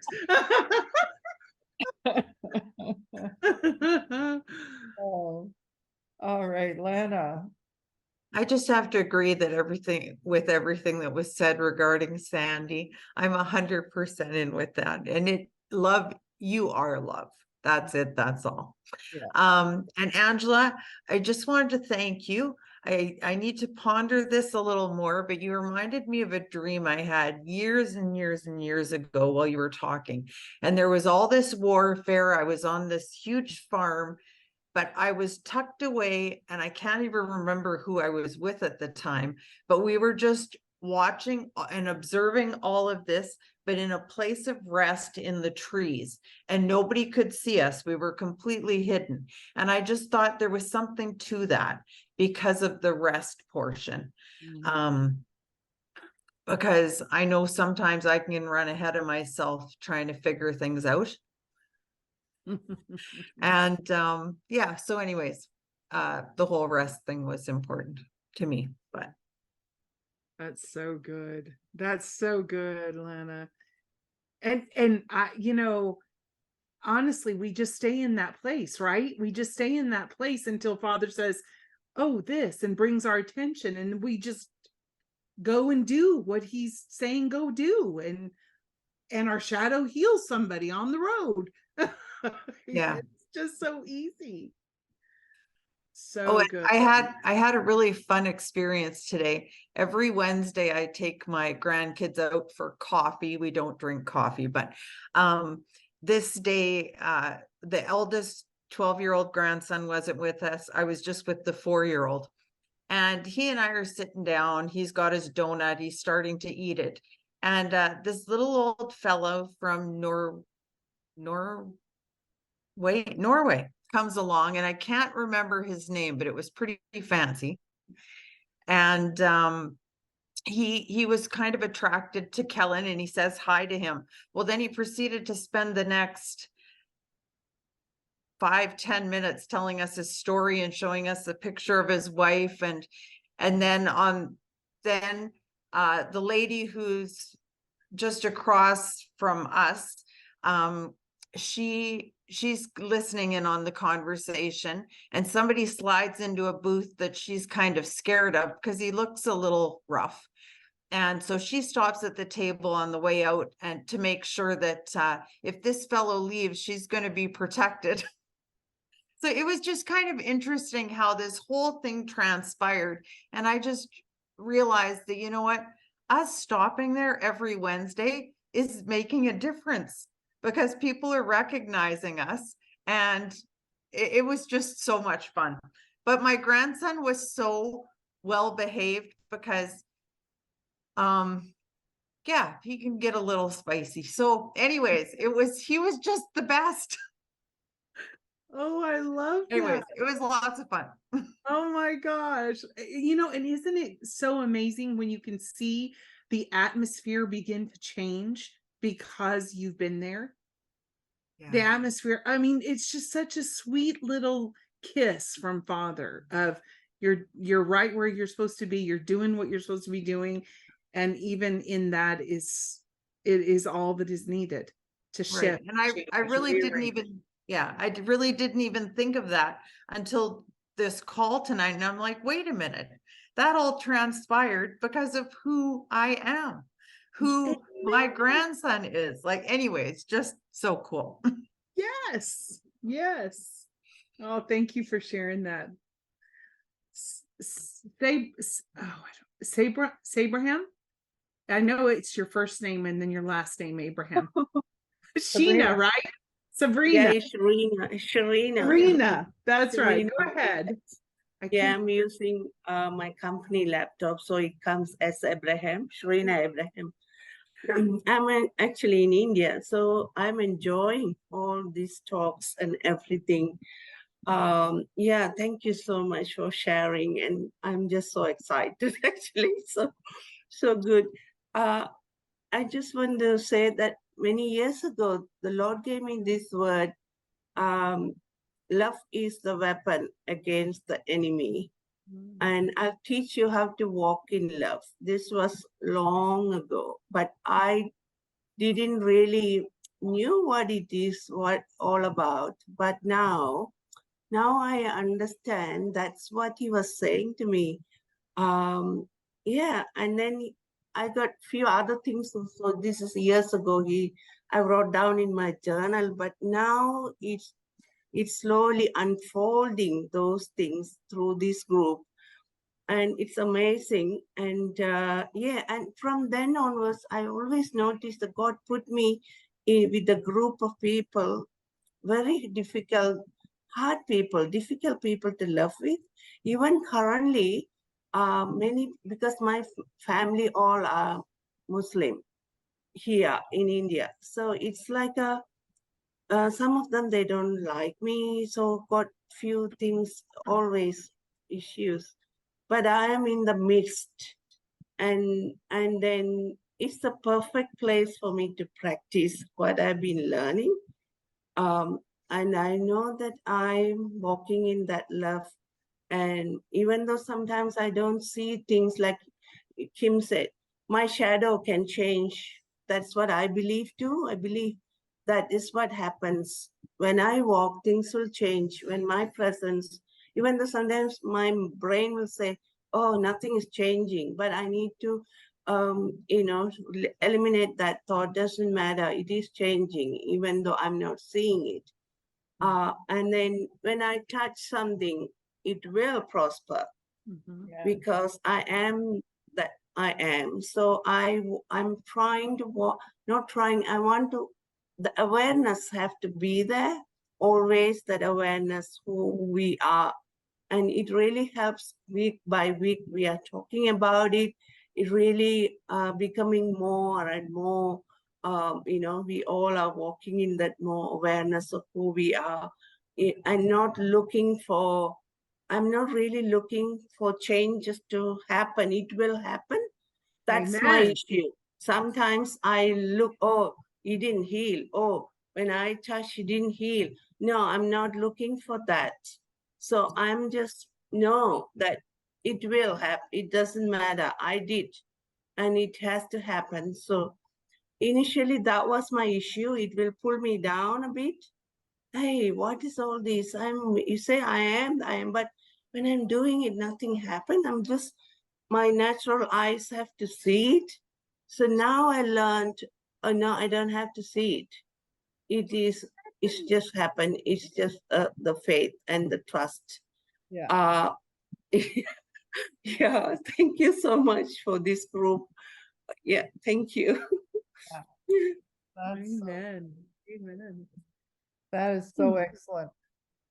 Kim, I want to just, I didn't put your hand down. That's why you're still there. You are, thanks, Serena. And when are you coming home? 1st of July, I'll be back. Okay. Yeah, but I have to work from here. I'll start work in half an hour.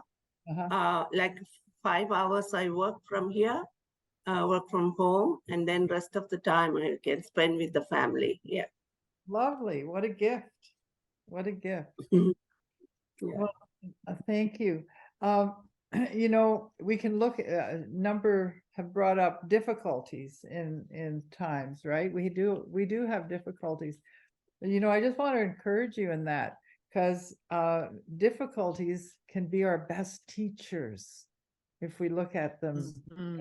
Instead of getting a little ticked at it and why are these things going on, just say, what are you teaching me? What are you teaching me? And it just becomes a whole other paradigm, another look. Kimberly, darling, is there anything that we've sort of intertwined? I know some of the things from last week, just so that everyone's clear. Last week we presented two different challenges. Kim brought one view, I brought another, and the purpose of this session was to give both sides a chance. And Kim, I feel like you've been shortchanged a bit because there's such richness in you, and so much that you taught on Sunday at the Convergence. So I just want to give you the floor, really honor what you're bringing, and whatever you'd like to say, just go for it. Oh, thank you, Lynn. I honestly, it's been so rich. It's just been I am excited about what Father is doing in this, and his heart and intention it's y'all, I'm so excited because I know it's going to be incredible. So honestly, what I want to leave with everyone on this call is to, if everyone has a pen and paper that you can write down, I want you to write down this question. If I am, then what does Father want me to see about being human? If I am, then what does Father want me to see about being human? And I could dig into that from the moment we've got Jesus, him having to be born of a woman. That was God himself. So let that just saturate you. leave all of what you've thought about where you want to go with all of the spiritual understanding and what we've learned and how to ascend and how to step in and all that stuff. Please, for this moment, while you meditate, let's say for the next week on this question, put all that aside and just sit with Father with that question and let him unravel from within you what he wants you to see and know by experience. Because remember, Father said, your eyes see or create the door, your mouth opens it. And that word see is a demonstrative, I shared this Sunday, a demonstrative particle. And it means that it can stand by itself, or it points to the words before it or the words after it. So even this verse that sister shared, Tamara shared about, see, I am doing a new thing. Now it springs forth. Thank you, by the way, Greg Jansen. Now it springs forth. Do you not perceive it? That word behold or see is literally Father saying, I am doing a new thing, is pointing to the sea, the word see. It's pointing to that word saying, hey, there's something hidden right here. Then unless you're actually sitting with it and saying, okay, just expand out of me. What that, if I am, then what does Father want me to see?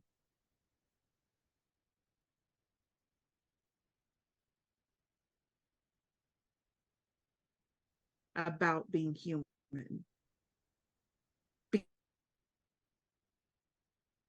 I love that, Kim. I love that. I love it, love it. You know, I'm sitting here because my mind just started, I wanted just to sit and write because I just got triggered.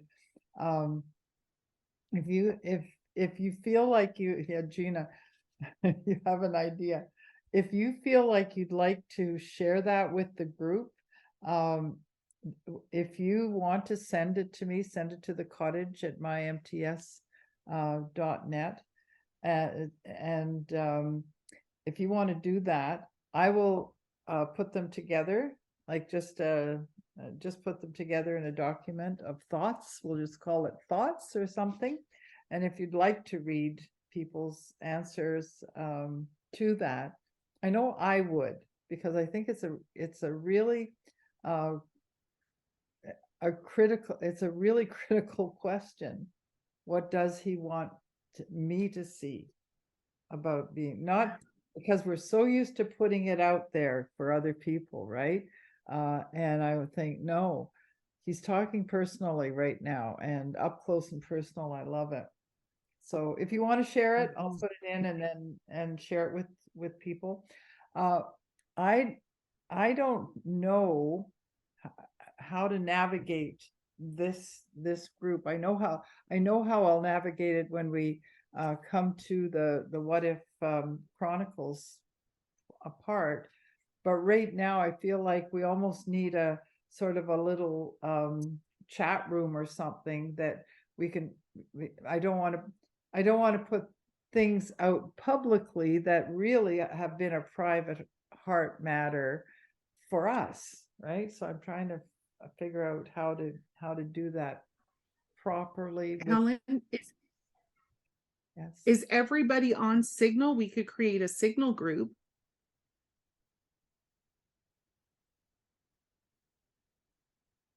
I don't know if everyone's Can you on. hear me, Helen?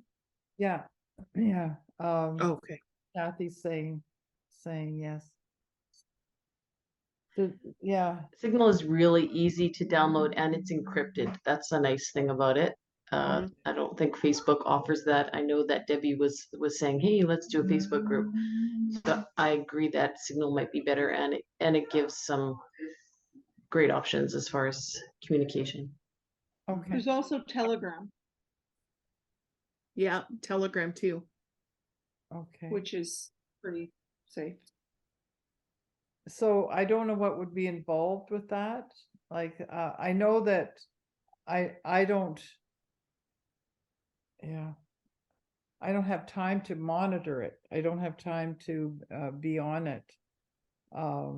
Like to respond. Is it necessary? Like, how does that work? Is it just a reporting and people talk amongst themselves? Everybody can talk amongst themselves. Mhm. Mhm. Yeah. Yeah, there's no administration. It's as far as Signal, there's no administration that needs to happen because everyone's just commenting, responding, you know, all of that at will. So everyone can see everything that's posted there. It's not a thing that you have to, you know, let in or exclude comments or any of that kind of thing. It just is. Just kind of like texting. Everybody that's in a group text sees the group text. So you start one, you sign up. If you're going, you have to sign up to be sort of a member in it. Is that it? No, it's an app that you download on your phone, like any other app, and then once you're in there, you can join whichever group, or we can, if you wanted to do that, if we think that's a great way to go, we would just create a group, and I'm happy to do that. I can easily create a group in the Signal app, and then invite everyone into that group, and then everyone is then able to see and share at will. Okay. Will people need to send you their phone number though, right? Like their cell phone number? Yes. So that's one thing. And where would they, if they wanted to do that, where would they send that to? That is so great. Thank you, Kathy. Here, I'm going to put my email in the chat. And if anyone that has Signal, but you don't have my contact information, just send me an email with your phone number and email address, and I'll be sure to add you. Okay. Okay. Well, that's super. Well, shall we do a What If Chronicles? Yeah, let's do it. Yeah, it'd be kind of neat. I'll create that tonight. Okay. Jerry's clapping. Thank you. All right. Well, Jerry wants to say something. Sorry, Kim, do you want to be inundated with that, or are you going to take the name? You already have access to a lot of people on Signal that are already in this group. So do you want to be inundated with that new information, or are you going to extrapolate out of your existing group? I will extrapolate out. So I will create a separate group in Signal that's just What If Chronicles, and add from the recording, everybody that was in this session tonight, that is in. Is that what is them? Am I answering your question correctly? Yes. So everyone that is already in contact with you on Signal does not have to respond with their name and number. Correct. Yes. Yes. Okay. I'm not carrying this technical stuff in my head. It's so terrible. Oh, Helen. Okay. So I have a question to get onto Signal. It's called exactly what? There's a few different kind of signals here. Let me show you the app. On the app store. Yeah. Okay. Good. Thanks. Let me see. Oh, hold on. Let me turn off my. Where is it? Sorry, y'all. I didn't.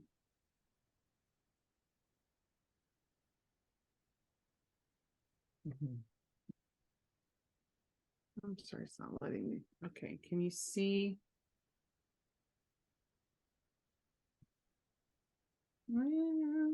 Nope, it's not showing.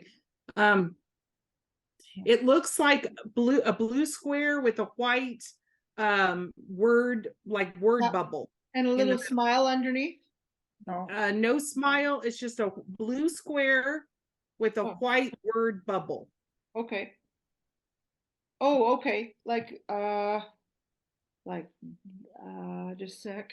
Let me see if I can do it. Oh, it's too oh, there. Yes. You see Carmen's? Oh yeah, got it. Okay. That's it. Got it. Yeah. Thank you, Carmen. So it's called Signal Private Messenger. Yes. Okay. Great. Yep. Okay. Done. Okay. And then well, so are we just going to do we So have to do our stuff, or we just get on when you've made one? what I'll do is when we finish this call, I'll create a group, and then everyone that I have contact information for, I will add you to the group. Okay. And those of you that I don't have, that you've never, like you're not in any of my Signal groups and you've never communicated with me via email or text or whatever, then please send me an email if you want to be in the Signal group, and I'm happy to include everybody. Okay. Okay. Thank you Thank for you, Deb. doing this. Is this Signal group just for people who are specifically going to be signing up for the What If Chronicles? Like, I'm not sure if I can officially sign up for it at this time, but I really love the conversation that's happening here. And so is this group like specifically for only those who are definitely signing up for the course? Well, at this point, we will start this group here. And then I think that's something that Helen and I will need to work through and talk through, because we definitely, I feel like it's important for y'all, everybody that's been in this conversation, to keep it going, especially with the homework, if you want to call it that, the challenge, not homework, to be able to share and go, process through all of that. And so there may be a Signal group that we create, or another form of communication that we create for the actual, for the folks that register and participate going forward with the 12-week course. Yeah. Got it. Thank you. You're welcome, Teresa. Mara, Sister, Tamara. where'd you go? There she is. I just want to say, for those that are not familiar with Signal, because we're in different time zones and some of us different countries, there is a option on the Signal app where you can mute like a conversation, because somebody may be posting a big thing like at 2 p.m, but for you that's 2 a.m. And so now it's waking you up, or it's dinging a lot. So there is that option to mute. Like, you could go back and check it any time, but it just will not like signal you every time there's a because when you get quite a few people on a Signal group and everybody's responding, it will ding you. I remember one night it was like bing, bing, bing, bing, bing, and my husband's like, who is texting? But it was the Signal group, because we're all over the world, and so it's different times. So anyway, I just wanted to say, for those of you that aren't familiar with Signal, like other apps, you can mute at different times. You can mute it and then go check it 3 times a day if you want, or you can leave it on all the time. I just wanted to let you know there is that option if your time zones are different, or if you're finding that you're getting a lot of responses and it's in the middle of the night. So just wanted to let you know that if you're not familiar with Signal. Yeah. Yes, good point, sister.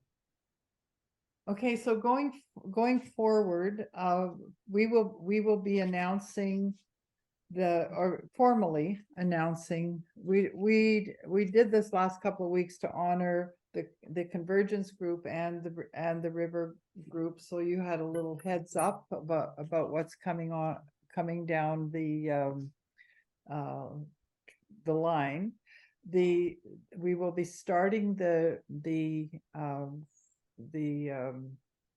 was going to say group. We'll be starting the What If Chronicles on the first week in September, on the Tuesday. It'll be twice a week, and we are needing to do it on a cost recovery basis for charging. That's what we've decided to do. And we are at this point looking at $20 a week for We figured that would be like, you know, going out for coffee in Canada. And the registration will go through right now Kim Whitman Ministries, because we want to centralize it so that everyone goes into the same channel. But we're going to send that information out to you, and also put it on the websites, and announce it formally, properly, you know, through our groups here. Helen, is it the September the 12th, or was it the week September. before that, the 5th? No, we're gonna go after Labor Day weekend, after, yeah. So it will go from the 12th, I think there's 5 weeks in October. It'll go from September 12th to the end of November. Yeah, December 2nd will be our last mentoring session. Right. And then we'll assess things from there, because we do have a part 2 if everyone's keen. Yeah.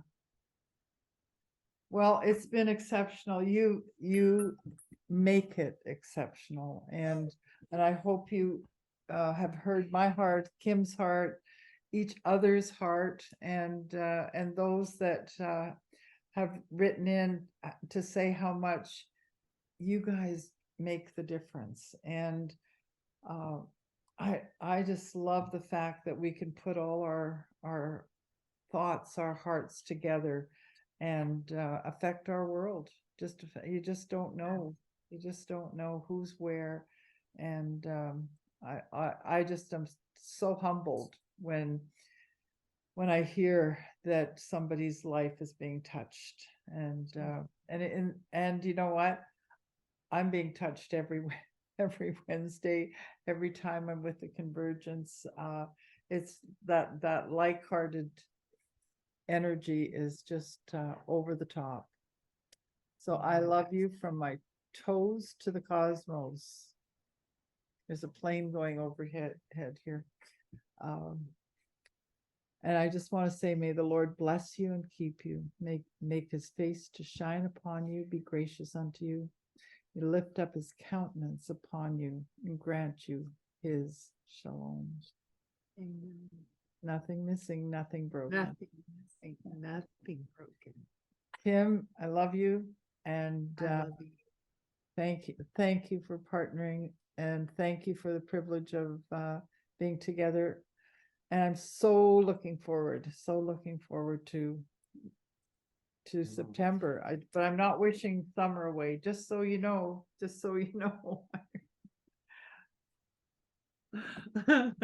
I love you guys. Love you, Helen Toews. It's a pleasure. Again, it's like being with family every time I'm here. So I love being with you. Where we're going with this, y'all. This is going to be so incredible. Anybody have anything? Good night. Love you. Thanks, Kathy. I love you too. Good night. See you next Wednesday. If you're available, come on. Good night. Good night. Night. Thank you. Oh, I can stop the recording now.